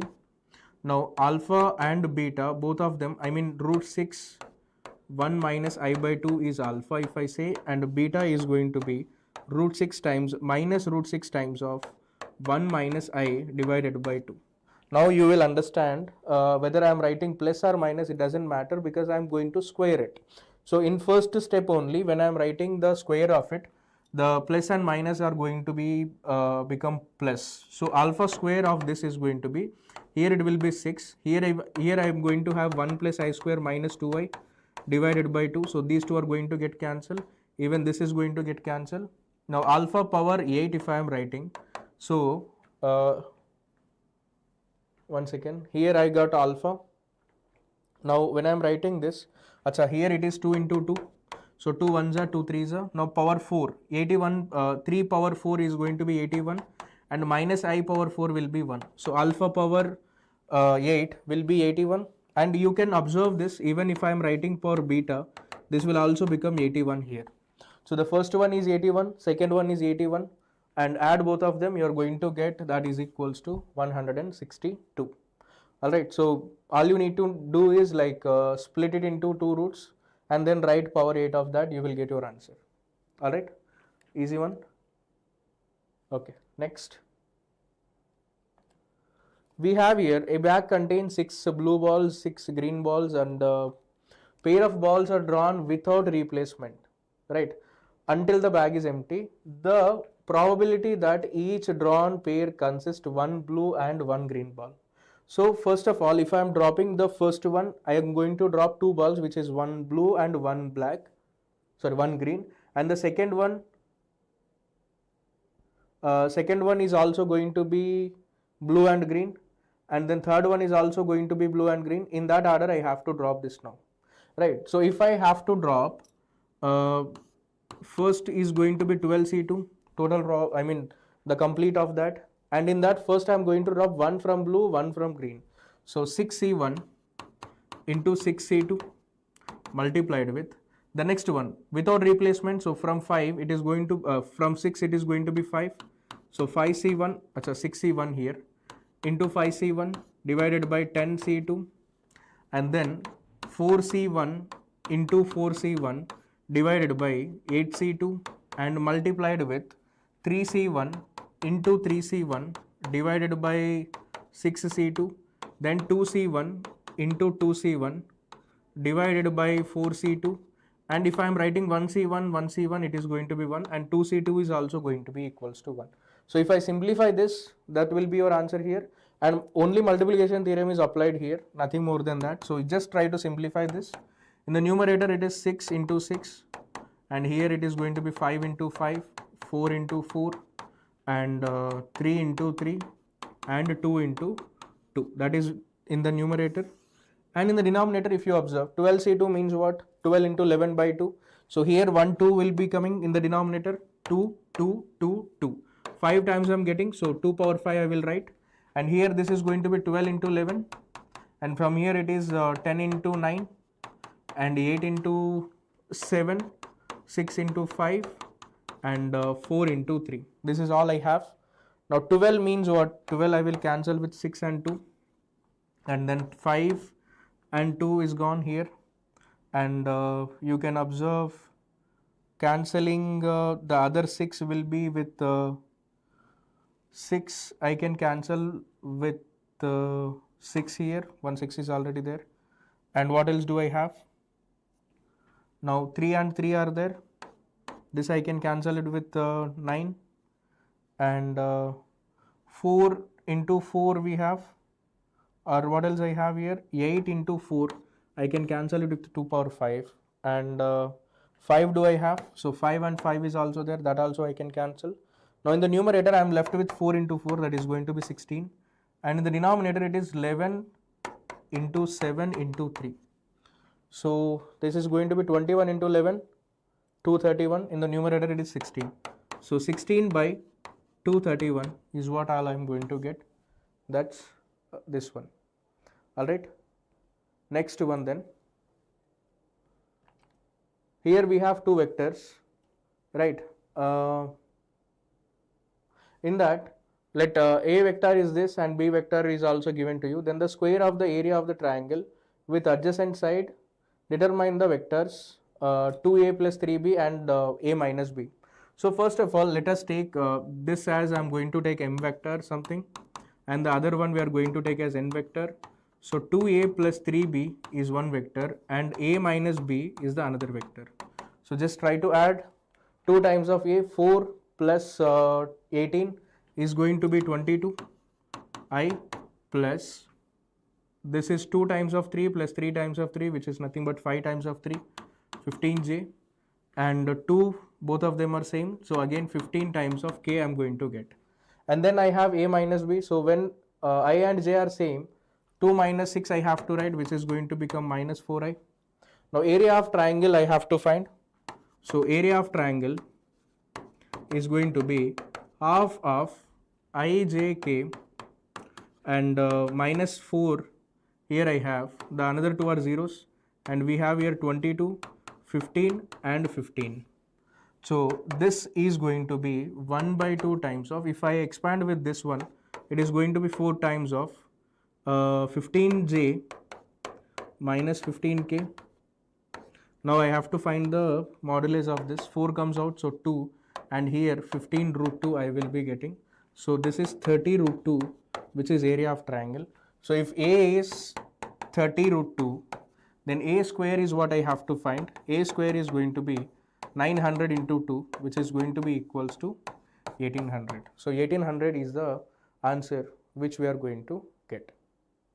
Alright, so then we have 2 more questions here from math. I guess another faculty will be coming to discuss these questions.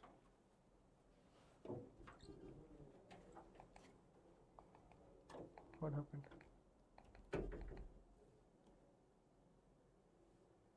Just a second, guys.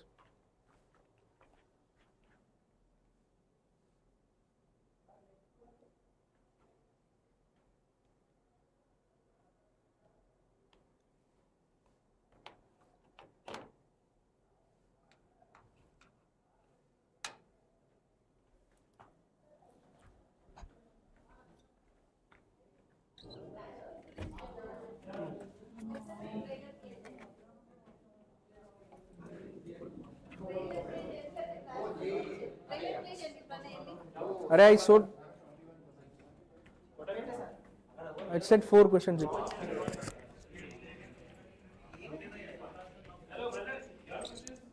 Are done, sir. Next.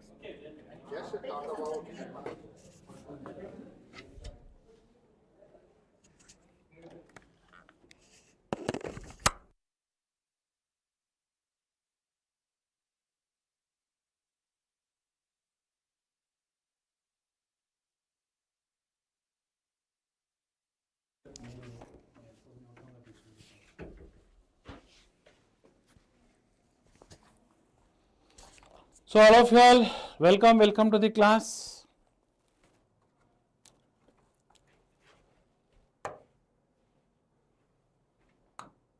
Right.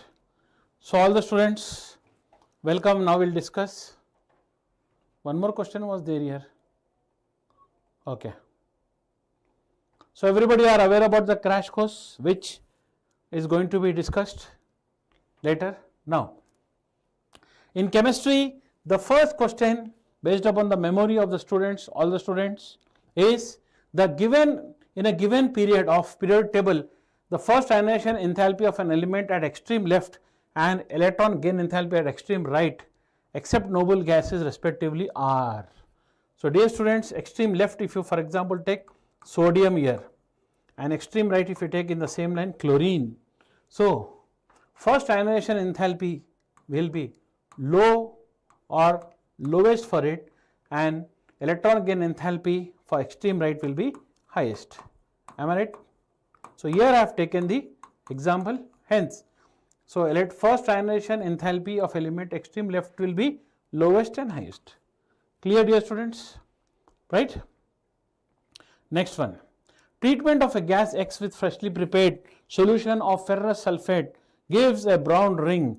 Okay, then the complex structure or the gas and the complex is. So everybody should know from this brown ring complex in your brain immediately, what is the formula of brown ring complex? Everyone tell me. Brown ring complex is aqueous solution, okay, NOSO4. This is called the brown ring complex, which is formed at the junction of the two liquids. Right, this is the brown ring due to the formation of this. So from the formula it is very clear, the gas, okay, the compound X and Y are, okay, so compound X is nothing but NO,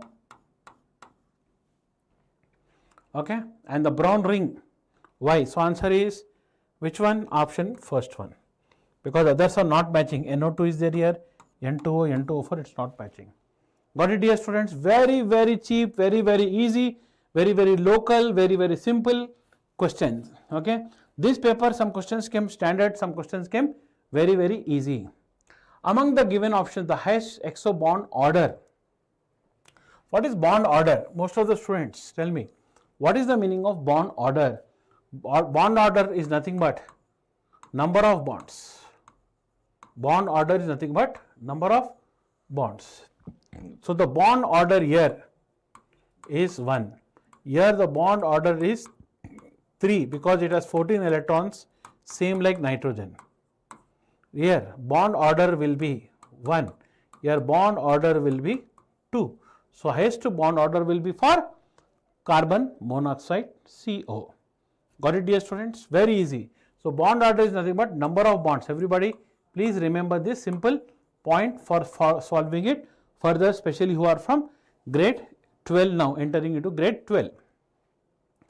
An alkane on complete combustion, okay, an alkane on complete combustion with oxygen obviously gives carbon dioxide, water, and obviously we know it will give you heat. Correct, everyone? Now he is telling that the oxygen required is 8 moles. Correct? If the oxygen required is 8 moles, to balance the oxygen you can write here 5 and you can write here 4. 5 2s are 10. No. Reverse you have to do. See, okay? So here you can write. If you want to balance the oxygens, then you can write here 5 2s are 10, okay, 6 and this is 5. 5 2s are 10, 6. Agree everyone? Got it?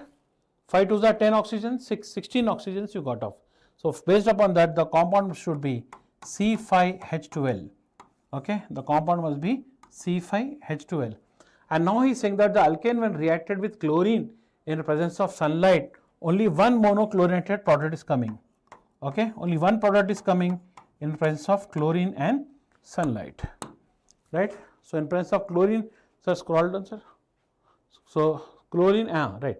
Chlorine and sunlight, only one product comes. So if the one product is coming, the compound must be 1 chloro, okay, or the compound must be neopentane. The compound must be neopentane, correct? The compound must be neopentane because it will only give you one monochlorinated product. Hence, he is saying how many primary carbons are there in it. So answer should be, final answer should be primary carbons are 4. You can see here 1, 2, 3, 4. Right? Next, choose the correct options regarding first ionization energy and second ionization energy of chromium. So everybody can see chromium here I will write and manganese here I will write. Okay, so chromium is what? 3D5-4S1, correct? And manganese is 3D5-4S2. So this is full filled. Okay, this is fully filled. So hence from this observation we can see that ionization energy 1 of manganese will be greater than ionization energy 1 of chromium. Got it? This is clear. Now he is talking about ionization energy 2 also. So if I 2 ionization energy 2, this will become 3D5, this is 4S0 and this is 3D5, this is 4S1. Now you can see this will become half filled and it is stable. So we need more energy to remove electrons from half filled. Hence you can see ionization energy 2 of manganese will be less than ionization energy 2 of chromium. All of you tell me the answer. What is the answer? Tell me what is the answer? So ionization energy 1 if you talk, manganese is greater. Correct? Right, everyone tell me the answer. And ionization energy 2, chromium is greater. So here you can see chromium greater than manganese, chromium greater than manganese. So these two are out of the game. And here if you see in IE1, manganese should be greater than chromium. This one. Option D. Manganese greater than chromium, right. Okay dear students. So this is a good question, simple but good question. Next, the hybridization. Oh my God, this question came in yesterday's, I think shift 2 paper it has come. So everybody should know nickel tetracarbonyl NiCO taken 4 times. This is 3D8 and 4S2. So this is strong filled ligand, correct? So hence this will be filling the electron completely. 1, 2, 3, 4, 5, 6, 7, 8, 9, 10. This is 4S and this is 3P. So hence the hybridization of this will be sp3. And the hybridization of this is very clear, it is octahedral complex and which filled ligand? sp3d. And this is nickel tetracyanide is strong filled ligand here, right? So therefore in NiCN taken 4 times to the power minus 2, we have nickel plus 2 which is 3D8. 3D8 in strong filled ligand 1, 2, 3, 4, 5. So in strong filled ligand it will be this one 3D8 configuration, right? So hence the hybridization will be DsP2. So this is DsP2, right everyone? Got it? So hence what will be the expected answer? sp3, sp3d2 and dsp2. sp3 answer is option C. sp3, sp3d. Okay. Got it dear students? Next. This is very beautiful question. This is my personal favorite question and this is a question which is something very close to advanced level. This problem I can rate it as advanced level. Okay, it's very good question. Okay, nice question. So I'll show you how to solve this. So what are you doing here? You are taking MnO4 minus 1, reacting with iodide ion and liberating iodine in basic medium, right? Then second step, what are you doing? Here only I will write, okay, I can write separately also. The liberated iodine oxidizes, liberate iodine. The molecular iodine liberated will react with thiosulfate, okay, with thiosulfate, okay. Tetrathionate will come, we can ignore it, right. Again I minus 1, oh, sorry, okay, right, this is I minus 1. So here he is saying 500 ml, so equivalence of this should be equal to equivalence of this should be equal to equivalence of this is equal to equivalence of this is equal to equivalent of this. So everybody can see this iodine equivalence in this iodine, both are same, these are same iodines. So this will become the bridge between the two reactions. That liberated iodine and this liberated iodine are same. Hence, now everybody can see 500 ml. So equivalence can be written as molarity into volume into valency factor of this is to molarity into volume into valency factor of this. So molarity of this is 0.2 into volume is 500 and valency factor in basic medium is 3. Molarity is mixed of this is 1.5, volume is 500 and valency factor of iodide ion is 1. Change in oxidation state is 1, number of atoms are 1, 1 into 1 it is 1, right. So here you can see 5, this is 1500, okay, and here this will become 300 is to 750. So this will become limiting reagent LR, everybody can see, limiting reagent LR. That means in equivalence 300 milli equivalence of this will react with 300 only, okay. So therefore here you can take 300 milli equivalence of this should be equal to E means molarity into volume into valency factor of thiosulfate. So this will become 300 is equal to molarity is given as X into volume is 300, valency factor is 1. Okay, thiosulfate valency factor is 1 in the same medium. Hence, X will come as 1. Okay, dear students. Okay, next. Okay, this will discuss. This question is a bit doubtful. Some students, okay, this question was not there. Okay, not there, we'll ignore, but it is from NCERT, right. Next, an excess of what John, D'Souza, Sonia, Prasad, Sai, please tell me, this question was there in the examination? D'Souza, if you have, I think you have mentioned, so maybe you have written the examination. So I believe that you have written the examination and came. Do you think this has come in exam or this also have not come? Because it is based upon the memory of student like you people. You people like you are there who, students are there who give us the, okay, memory based, right. So now he is telling that an excess of silver nitrate solution is reacted with tetraaco, chromium, tetraaco, chromium dichlorido chloride. So everybody should know this will form what? AgCl, right? This will form AgCl. Okay, so how much are you taking? You are taking excess. So everybody can see all are going in 1:1:1 ratio only. Okay, all are going in 1:1 ratio. So what is this?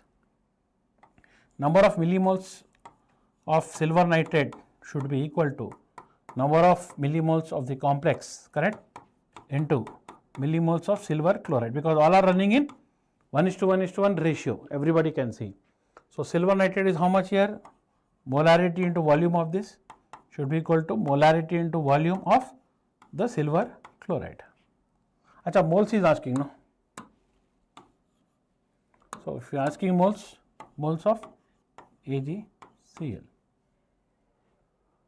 So this is how much? 100 into 0.05. No, your mistake happened. This is not 100 into 0.05. Molarity is 0.05 and volume is 0.1. So therefore, millimoles of AgCl can find as 0.005. So hence the answer here should be 5. Okay?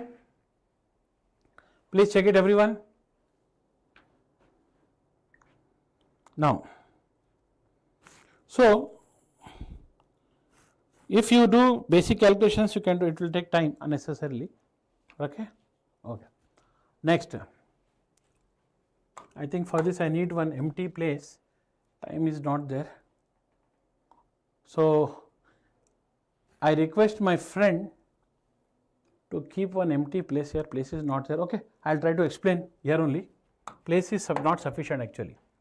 Okay, so here you can see temperature given is 600 Kelvin and the number of moles is 1 mole and attains an equilibrium when 75%. So here alpha is given as 0.75.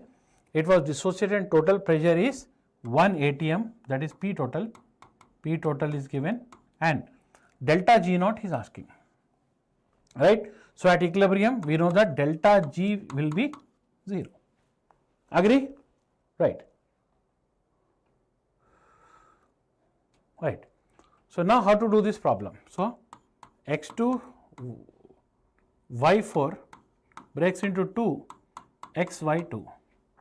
So at time t is equal to 0, this is 1 mole, this is 0 mole. At equilibrium 1 minus x, this will be 2x and this is 1 minus 0.75 dissociated. So this is 2 into 0.75 which will form. So this is left is 0.25 left, okay, and here 1.5 will form.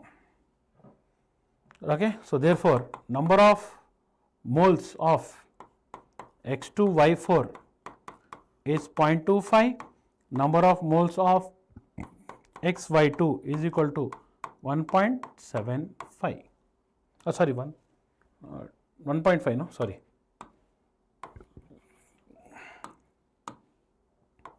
1.5, right? So n total is how much? N total is 1.75. So we completed part 1, but our target is delta G naught. So to reach to delta G naught, first we should find Kp. After finding Kp, you can find delta G naught. So our target is first you should reach up to Kp. Then after this part 2, then partial pressure of any individual is equal to mole fraction of the individual into P total. So we know that P total is already given as 1 year. So partial pressure of x2 y4 should be equal to 0.25 divided by 1.75. So this will become 1 upon 7, sorry, 1 upon 7. Right? Partial pressure of xy2 is 1.5 upon 1.75. Right? Okay, so just I will do it by using calculator fast. 1.75. Okay, so otherwise direct values you can write 0.142 and this is 1.5 divided by 0.75, 0.85, right? Then find Kp. Kp is equal to pressure of xy2 whole square upon pressure of x2 y4. So on solving, Kp will come approximately 5, I think. Once you find Kp, then delta G naught is equal to minus 2.303 into R 8.3 T 600 log base 10 Kp. So I think approximately answer is going to come 8. Please everybody check it. Okay, dear students. So answer is going to get approximate 8. Next, methyl acetate. Very easy problem. So everybody can see this is a double bond. Correct, dear students? So this will be shortest. This bond is single bond, it should be longest here. And this has some pull towards the C double bond or electronegative oxygen. This should be moderate. So here he is calling CO carbonyl double bond. So this is alpha. Then carbon single bond between carbonyl carbon and ester oxygen. This is beta. Correct? And this is gamma. So the order is, so from here only you can see that alpha is smaller than beta, smaller than gamma. Okay, dear students. Next, this question came.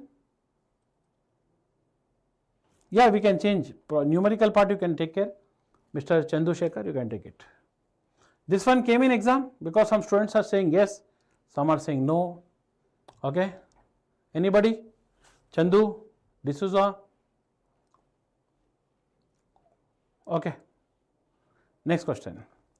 This compound is treated with sequentially with this one. So if you treat with HI, if you treat with red phosphorus and HI, so everybody know this will become N-hexane. This will become N-hexane. 1, 2, 3, 4, 5, 6. 1, 2, 3, 4, 5, 6. N-hexane, if you treat with vanadium pentoxide at 773 Kelvin, then you will get what? Benzene.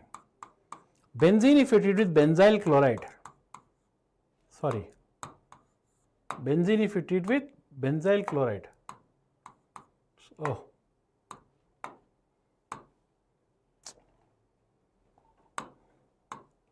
benzene if you treat with benzyl chloride, right, then here you are going to get Friedel-Crafts alkylation reaction, and here you will get this one.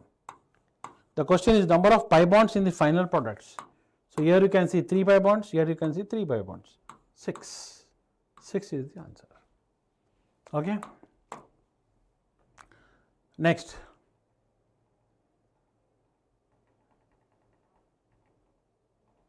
Next. How many of you have done this problem? Chandu, Jochna, D'Souza, Somnia, Mishra, everyone. How many of you have done this problem? Very good question. This is one very, very good question and standard question asked in chemistry. Look here. So how to solve this? So weak electrolyte AXY. So AXBY means it will break into XA power plus Y plus YB to the power plus X. Correct? Okay. Now at time t is equal to 0, concentration of this is C, this is not formed. Agree? Then at equilibrium, from C alpha will go, then from here X is there and this is Y is there. So this will become XC alpha, this is YC alpha it will become at equilibrium. Then Kc for this reaction will be XC alpha power X, and this will be YC alpha to the power Y divided by C minus C alpha. Correct? So now since it is a weak electrolyte, okay, so for weak electrolyte alpha is negligible in denominator, correct?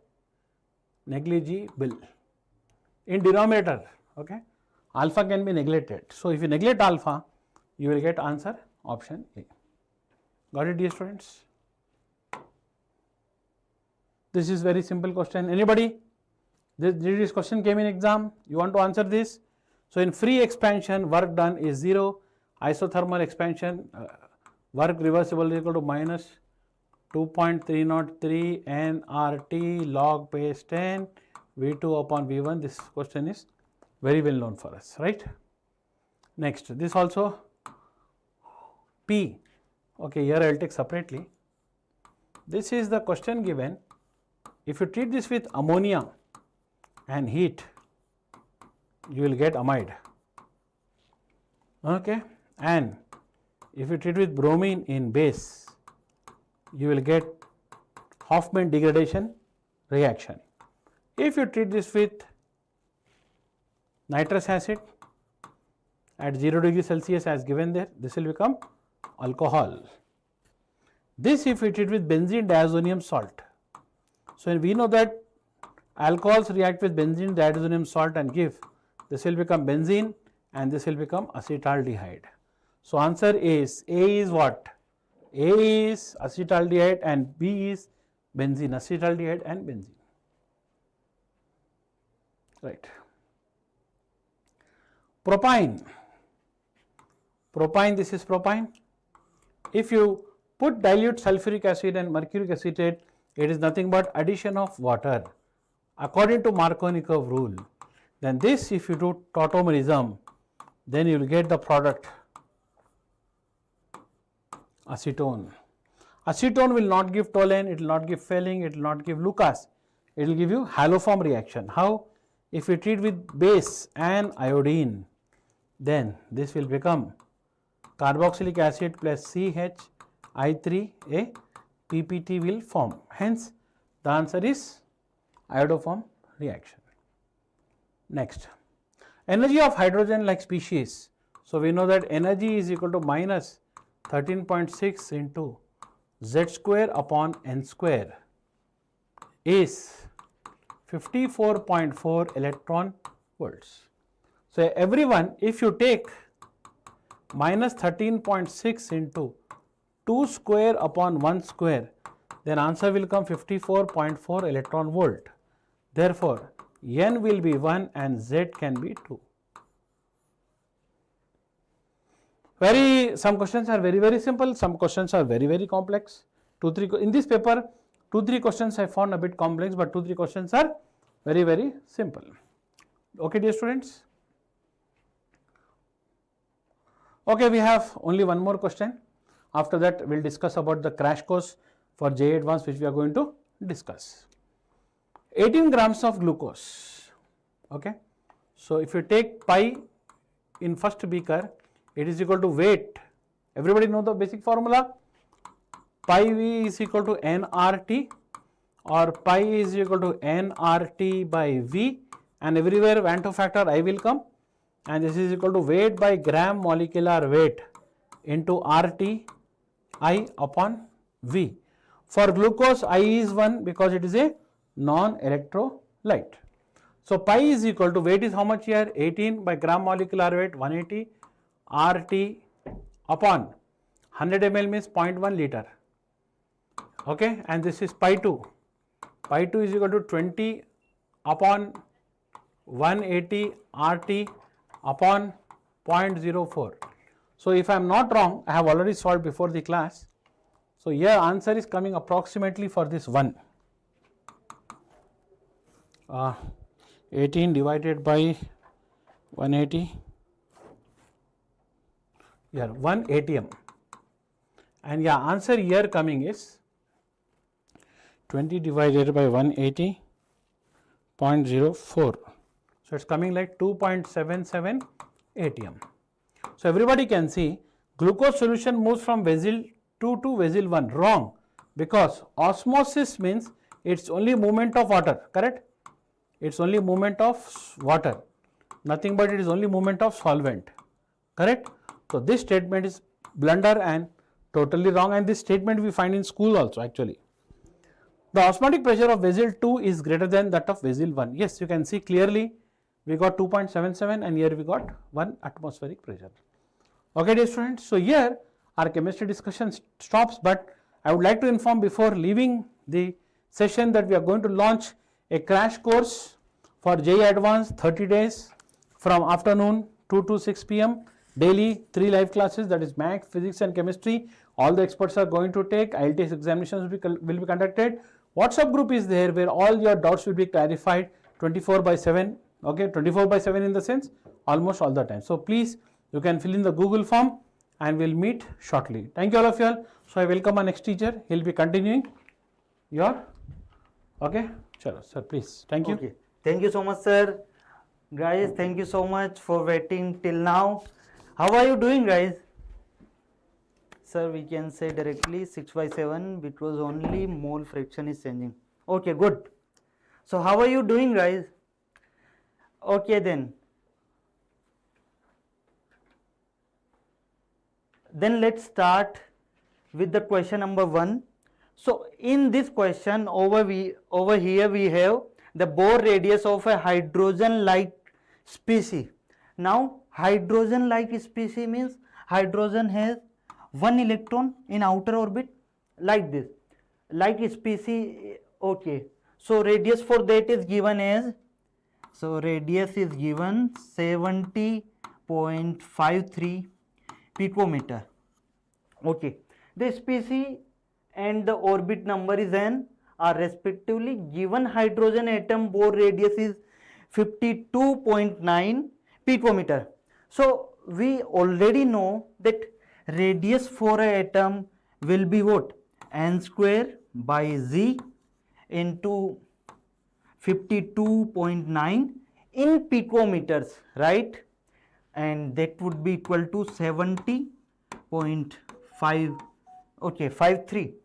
By this we can say that n square by z will be what? 4 by 3, and 4 by 3 could be written as square of 2 by 3.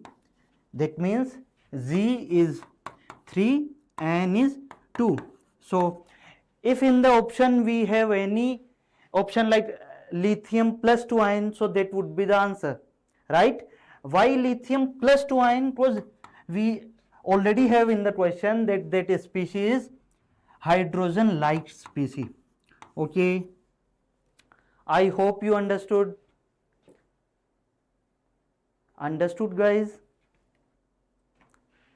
Okay, then let's see the next question. In this question we have de Broglie wavelength of two charges are lambda 1 and lambda 2. Okay, de Broglie wavelength is what? Lambda equals h by p, and p is what? Momentum, and momentum could be written as mass times velocity and root 2 times mass times kinetic energy. Okay, and we could say that for any charge that energy, total energy could be written as qv, charge into the potential, right? So from here itself I could say that lambda will be proportional to root v. Yes or no? That means what do we need here? So lambda 2 by lambda 1 would be what? Lambda 2 by lambda 1 equals root v1 by v2. Now what is given more, where lambda 2 is 50% higher. Okay, let's say lambda 1 is lambda, lambda 1 is lambda, and lambda 2 is 50% higher. 50% higher means 3 by 2 times of lambda. Am I right? 3 by 2 times of lambda, where lambda 2 is higher. So lambda 2 is 3 by 2 times lambda. Now lambda 2 by lambda 1 value would be what? Lambda 2 by lambda 1 value would be 3 by 2. So we can write that value over here, 3 by 2 equals root v1 by v2. That means v1 by v2 value is what? 9 by 4. So answer is what? 9 by 4. Okay, so we need the value of alpha, so alpha value is 4. Got it? Okay then. Now let's move to the next problem. In this question we have, in standard YDSE wavelength is this, D is what? Slit width. Okay, so let's make that arrangement over here. So D is given as 5 mm.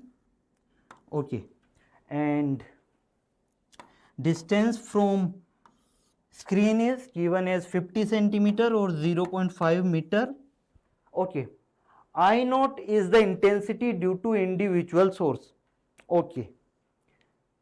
On the screen, P is the point on the screen such that intensity at P is equal to I naught. Okay. Let's say that P point is over here and here intensity is I naught. So basically we know the formula, intensity is what? 4 I naught cos square phi by 2, where phi is what? Phi is phase difference, right? Okay. And I is given as I naught. So I naught equals 4 I naught and cos square phi by 2. From here, cos square phi by 2 would be what? 1 by 4. And cos phi by 2 would be what? 1 by 2. That means what? So cos phi by 2 could be written as 1 by 2. And 1 by 2 means what? 1 by 2 means phi by 2 value is what? 30 degree or 60 degree. So we know on, okay, so cos 30 is 1 by 2, no, cos 60, that means pi by 3 is phi by 2. Now phi could be written as 2 pi by 3, right? Are any doubt till now? Okay. Now if we know the phase difference, could we measure the 2 pi by lambda delta x equals del phi, right? So now we can measure path difference as well. Okay. 2 pi by lambda and path difference equals delta phi, that is 2 pi by 3. Okay. So that path difference is lambda by 3. Okay. Now this lambda by 3 could be written as, let's say that P point is at y distance. Okay. So that could be written as y and small d by capital D. Okay. What do we need? We need the value of small y. So small y could be written as lambda by 3, okay, capital D and small d. Now put all the values over here. Lambda is 7000 angstrom, or could be written as 7 into 10 raised to minus 7 meter. Okay. D, that is 5 into 10 raised to minus 3 meter, and this is 0.5 meter. Put all these values here and you will get the value of y, that would be 70 by 3 micrometer. Okay, any doubt? Okay, then we are moving to the next problem. In this problem we have a galvanometer is used for making an emitter of range 500 milliampere. So first of all we had a galvanometer. Let's say resistance of galvanometer is Z. Okay. For making emitter, we know that we need to shunt it with a small resistor, and that is given 2 ohm. 2, okay, that is given as 2 ohm. Fine. The same galvanometer is used for, okay, now 500 milliampere means 0.5 ampere, right? So that means what? It could measure up to 0.5 amperes. Okay. So could I write that the value of current, the net current would be 0.5 ampere. Let's say this current is IZ current. So definitely this current would be 0.5 minus IZ, or 1 by 2 minus IZ. So then we can say that IZ into Z, potential drop on these terminals would be equal, right? So Ig into G equals 0.5 minus Iz into 2. Okay. So this could be written as Izg equals 1 minus 2 Iz. So basically what do we need here? Value of Iz. So Iz, Z plus 2 equals 1. So Iz current is 1 by Z plus 2. And G is what? G is the value of resistance for galvanometer. Okay, now the same galvanometer is used for making a voltmeter.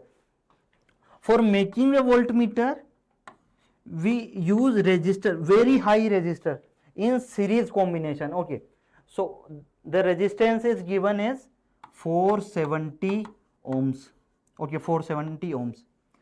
Now look at here, is used in series and range is given as 10 volts. That means it could measure up to 10 volts, right? It could measure up to 10 volts. But we know one thing, Ig current, that is given as 1 by G plus 2. Okay, so it could measure Ig current.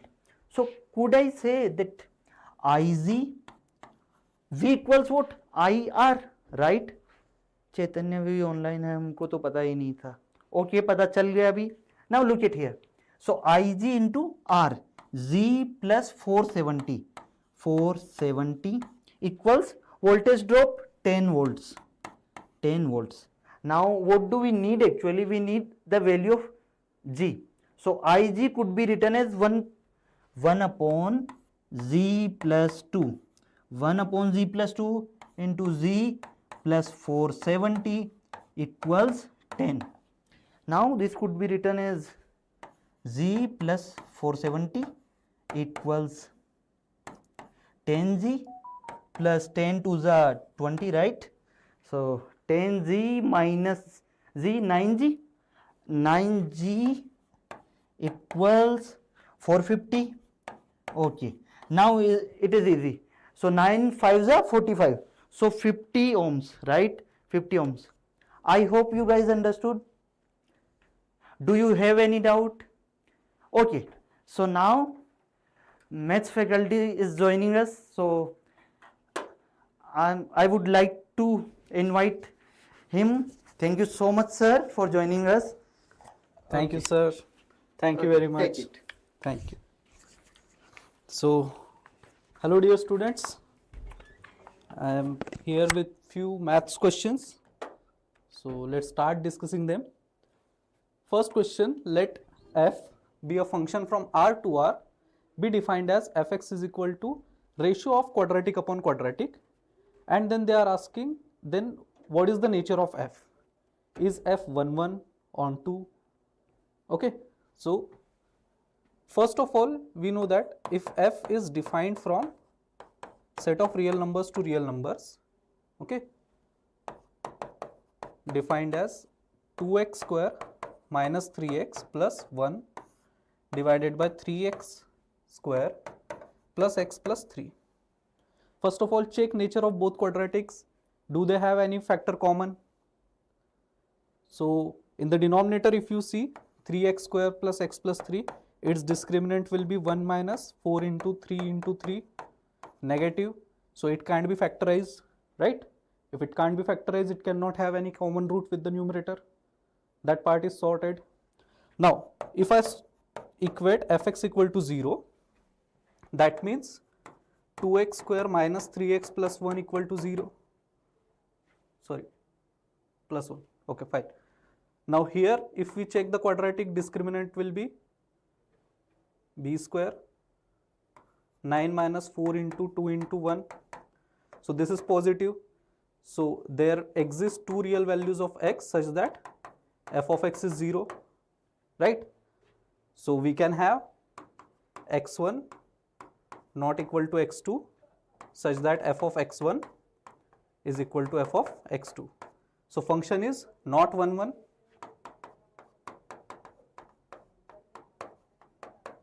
right? Our function f is not a 1 1 function. Then again, if we take it as y is equal to 2x square minus 3x plus 1 divided by 3x square plus x plus 3. For this function, whenever you solve for range, you will get something like this. All of you must have solved finding the range of quadratic upon quadratic, right? So either we can have a positive region or we can have negative region, right? We will not be able to have the complete R, or if you want, you can just find its range and check y will not be equal to complete set R. If the range is not complete set R, that means the function is not onto. So f will not be onto function. Okay, so you can select neither 1 1 nor onto function. Okay, fine. Moving on to the next problem. If fx is equal to x cube plus 8 when x is negative, x square minus 4 when x is non-negative, g of x is equal to x minus 8 power 1 by 3 when x is negative, and x plus 4 to the power 1 by 4 when x is non-negative. Then we have to find number of points where the function g of is discontinuous. So the composition g over f of x, first of all we will have to create the function, right? Instead of that, we can find the discontinuity points of f and g separately, and then we will analyze. Okay, so instead of finding g composition f function, let's say when f is discontinuous, we can see limit x tending to 0 from the right of fx. This will be minus 4. Limit x tending to 0 from the left of fx. This will be plus 8. So clearly these two limits are not equal. So f has discontinuity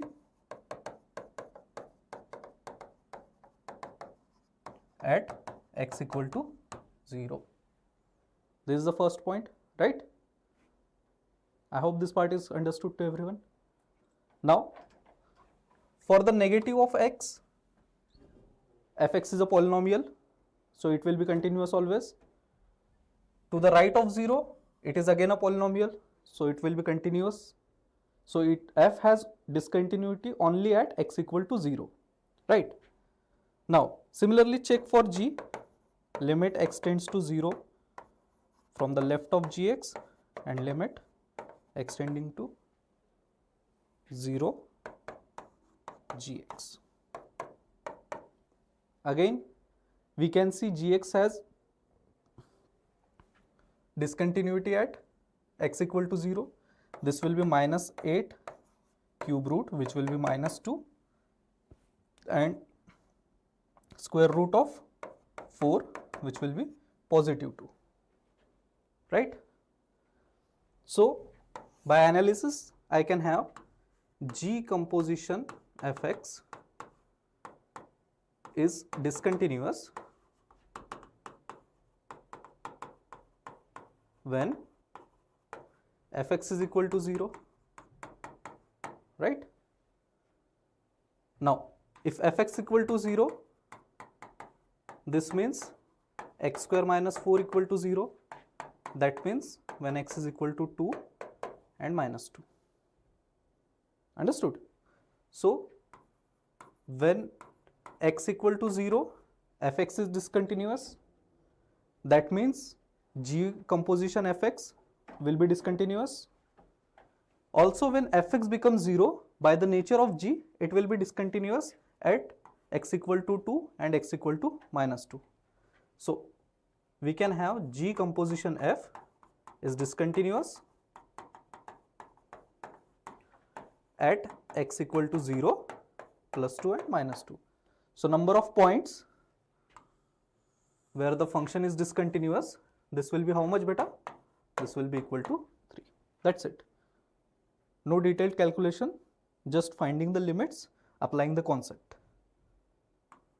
Okay, fine. I hope you guys have understood this problem.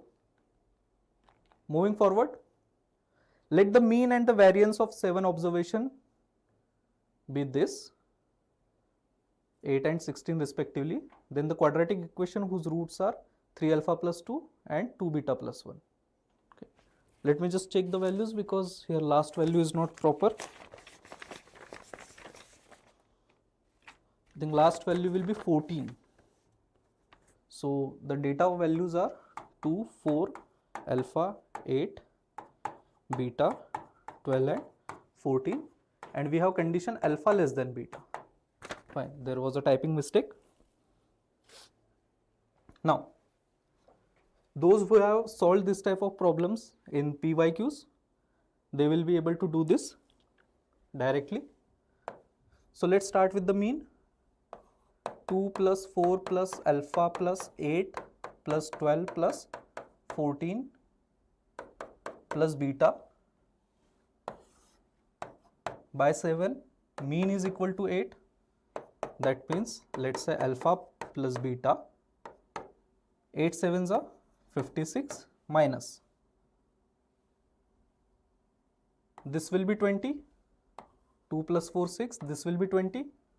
So 40. So I have alpha plus beta as 16. First condition we got. Now for the second condition, variance is 16. Okay. So applying the condition for variance, 4 plus 16 plus 8 square is 64 plus 12 square is 144 plus 196 plus alpha square plus beta square whole divided by 7. This value will be equal to how much? Sorry, minus the mean, which is 8. 8 square will be 64. Now variance is given as 16. That means what we can have, alpha square plus beta square will be equal to, taking 64 on this side, 16 plus 64 will be 80. 80 into 7 will be, I think, 560 minus, let's do the sum of this, 196, 144, 64, 16 and 4. How much is this? 10, 10, 4, 24, 2, 3,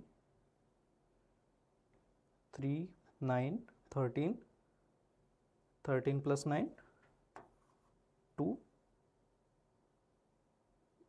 plus 1, 2, 4. Fine. So further, you can just simply put up the value and get the condition on alpha square plus beta square. Okay. Can all of you do this problem? What are students saying? Sir, I attempted only 53 questions and I have doubt in many. Fine. So simplify and tell me the value of alpha square plus beta square. Once you find alpha square plus beta square, 560 minus 24, so 136 you will be having with the condition alpha plus beta is equal to 16. So can we guess some integers which will directly follow these values? Right? Alpha equal to 10, beta equal to 6. If we take these two values, it will be satisfied by this set of equations, 100 plus 36 and 10 plus 6. Now since we have this condition alpha less than beta, so alpha will be actually 6 and beta will be actually 10. Once you have this, what will be these roots?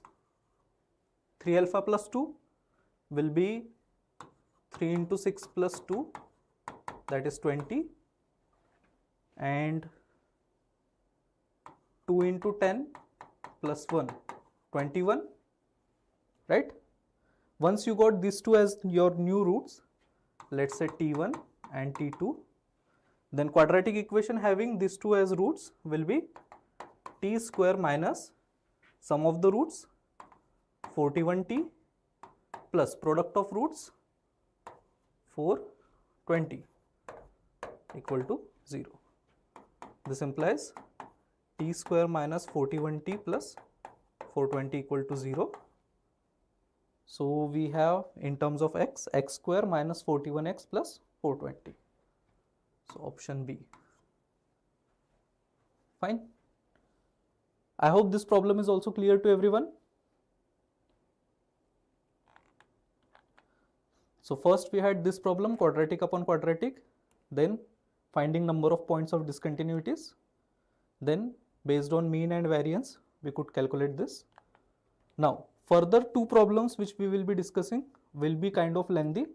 So this type of problems, if you don't have any other choice to solve in exam, then only you attempt this type of problems. Okay, fine. Let's start with the sine of tan inverse of root 2x is equal to cot of sine inverse of under the root 1 minus x square. Okay, now this side it is sine inverse. If we could make this as a sine, then sine inverse and sine will get cancelled, right? So for that we substitute, let's say x is equal to cos theta. Then if x belongs to 0 to 1, this implies cos theta also belongs to 0 to 1. Okay.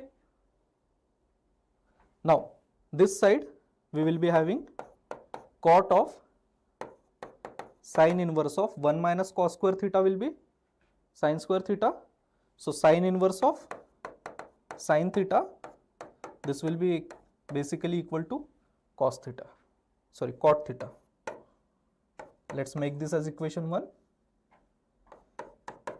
Now from the left hand side of this equation, what we are having, sine of tan inverse of root 2 cos theta, right? If x is cos theta, this will be root 2 cos theta. Then sine of, since I am having tan inverse, I will try to convert this tan inverse into sine inverse. So sine inverse of, this will be root 2 cos theta, which is the opposite side, divided by here opposite upon adjacent is 1. So hypotenuse will be under the root of 1 square plus root 2 cos theta square. So 2 cos square theta. Fine. So sine and sine inverse will get cancelled.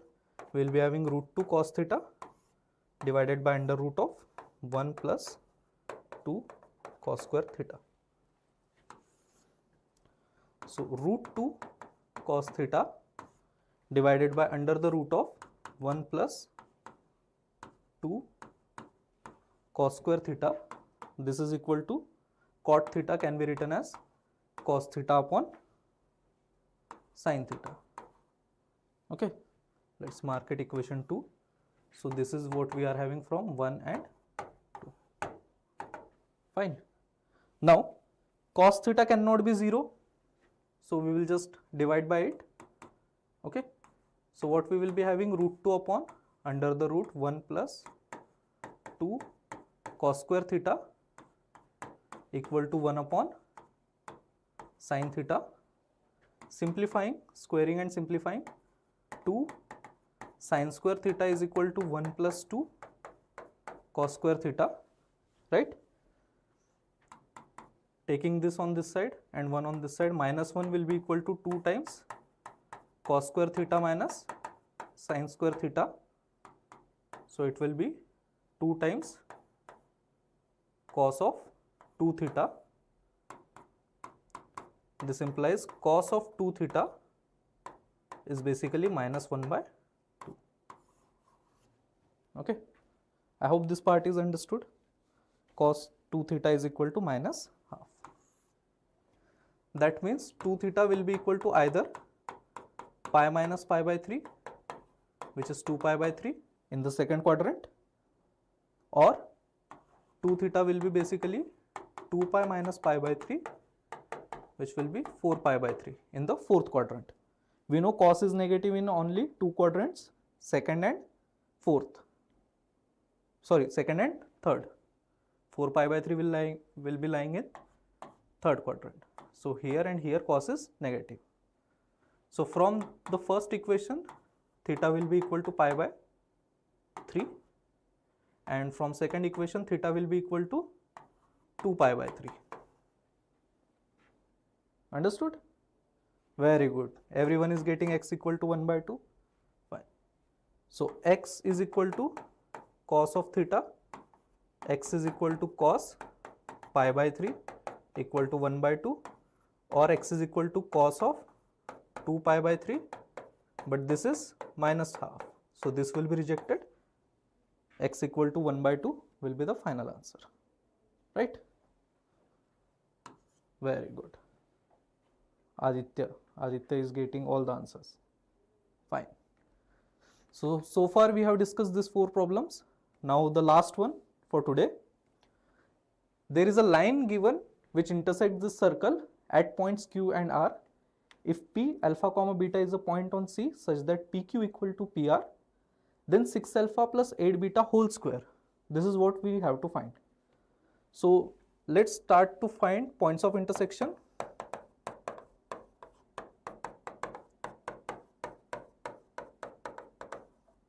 What will be points of intersection? Since we have x minus y equal to 4 and x minus 4 whole square plus y plus 3 whole square equal to 9. Let's substitute the value. What will be x? X will be y plus 4. Substituting x as y plus 4 minus 4 whole square plus y plus 3 whole square equal to 9. So y plus 4 minus 4 will be cancelled, right? Fine. So y square plus 6y plus 9 equal to 9. 2y square plus 6y equal to 0. Taking 2y common, y plus 3 equals to 0. This gives either y is 0 or y is minus 3. If y is 0, this implies x equal to 4, and if y is minus 3, then x will be equal to x plus 3 equal to 4. This implies x is equal to 1. So we have 2 set of points. One is 4 comma 0 and another one is 1 comma minus 3. Let's name them R and Q. So there is a circle with the center at 4 comma minus 3. There is a line which is intersecting at 2 different points. One of them is, let's say, 1 comma minus 3. Another one is 4 comma 0. Now P is a point on this circle C such that PQ equal to PR. So if I have P this side, then PQ equal to PR. Either we can use this condition from this point, or that point P could also be on this side. I hope this part is understood to everyone. Fine. Now, to find the values of alpha and beta, this type of problems will be constructed such that doesn't matter if you take this P or this P, let's name them P1 or P2, the final answer should be same. Okay. Very good. Aditya is telling answer is 3. Aditya have solved everything. Fine. So what we can do here, we know that from this condition P will be lying on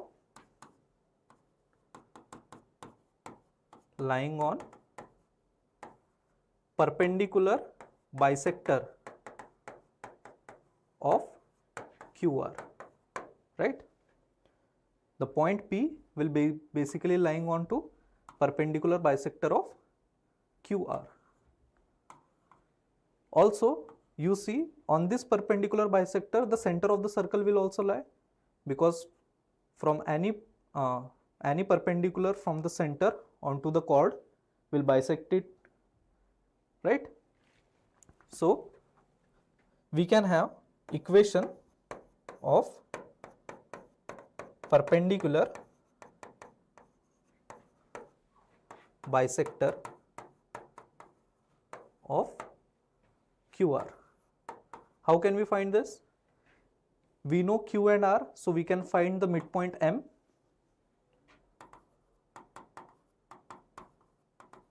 Midpoint of QR, this will be what? 4 plus 1, 5 by 2, comma minus 3 by 2, right? Once we get the midpoint, we know the center. So let's say this is some line L, L1. L1 passes through the point 5 by 2 comma minus 3 by 2 and center which is 4 comma minus 3. Okay, so I have limited space, but you guys can understand. Once you get equation of this line, again you can solve this line for point of intersection with the circle. Okay, when you solve this line and this circle, you will be getting 2 points P1 and P2, and either of them if you substitute, the value you will get. Okay, so Aditya was telling the answer is 3. I don't think the answer will come as 3. So from this, I hope all of you can take this problem home. Okay, find the equation of this perpendicular bisector and solve it with the equation of circle. Okay, so that's it everyone from my side. We had this 4-5 questions in maths. So question 1 like this, 2, 3. This type of questions are doable with respect to time in exam. But problems, this is also I think doable in exam. But problems like this will devour your time. So you have to attempt all this type of problems at the very last if you don't have any choice. Okay, fine. So thank you everyone. Thank you for joining this stream. Okay, bye.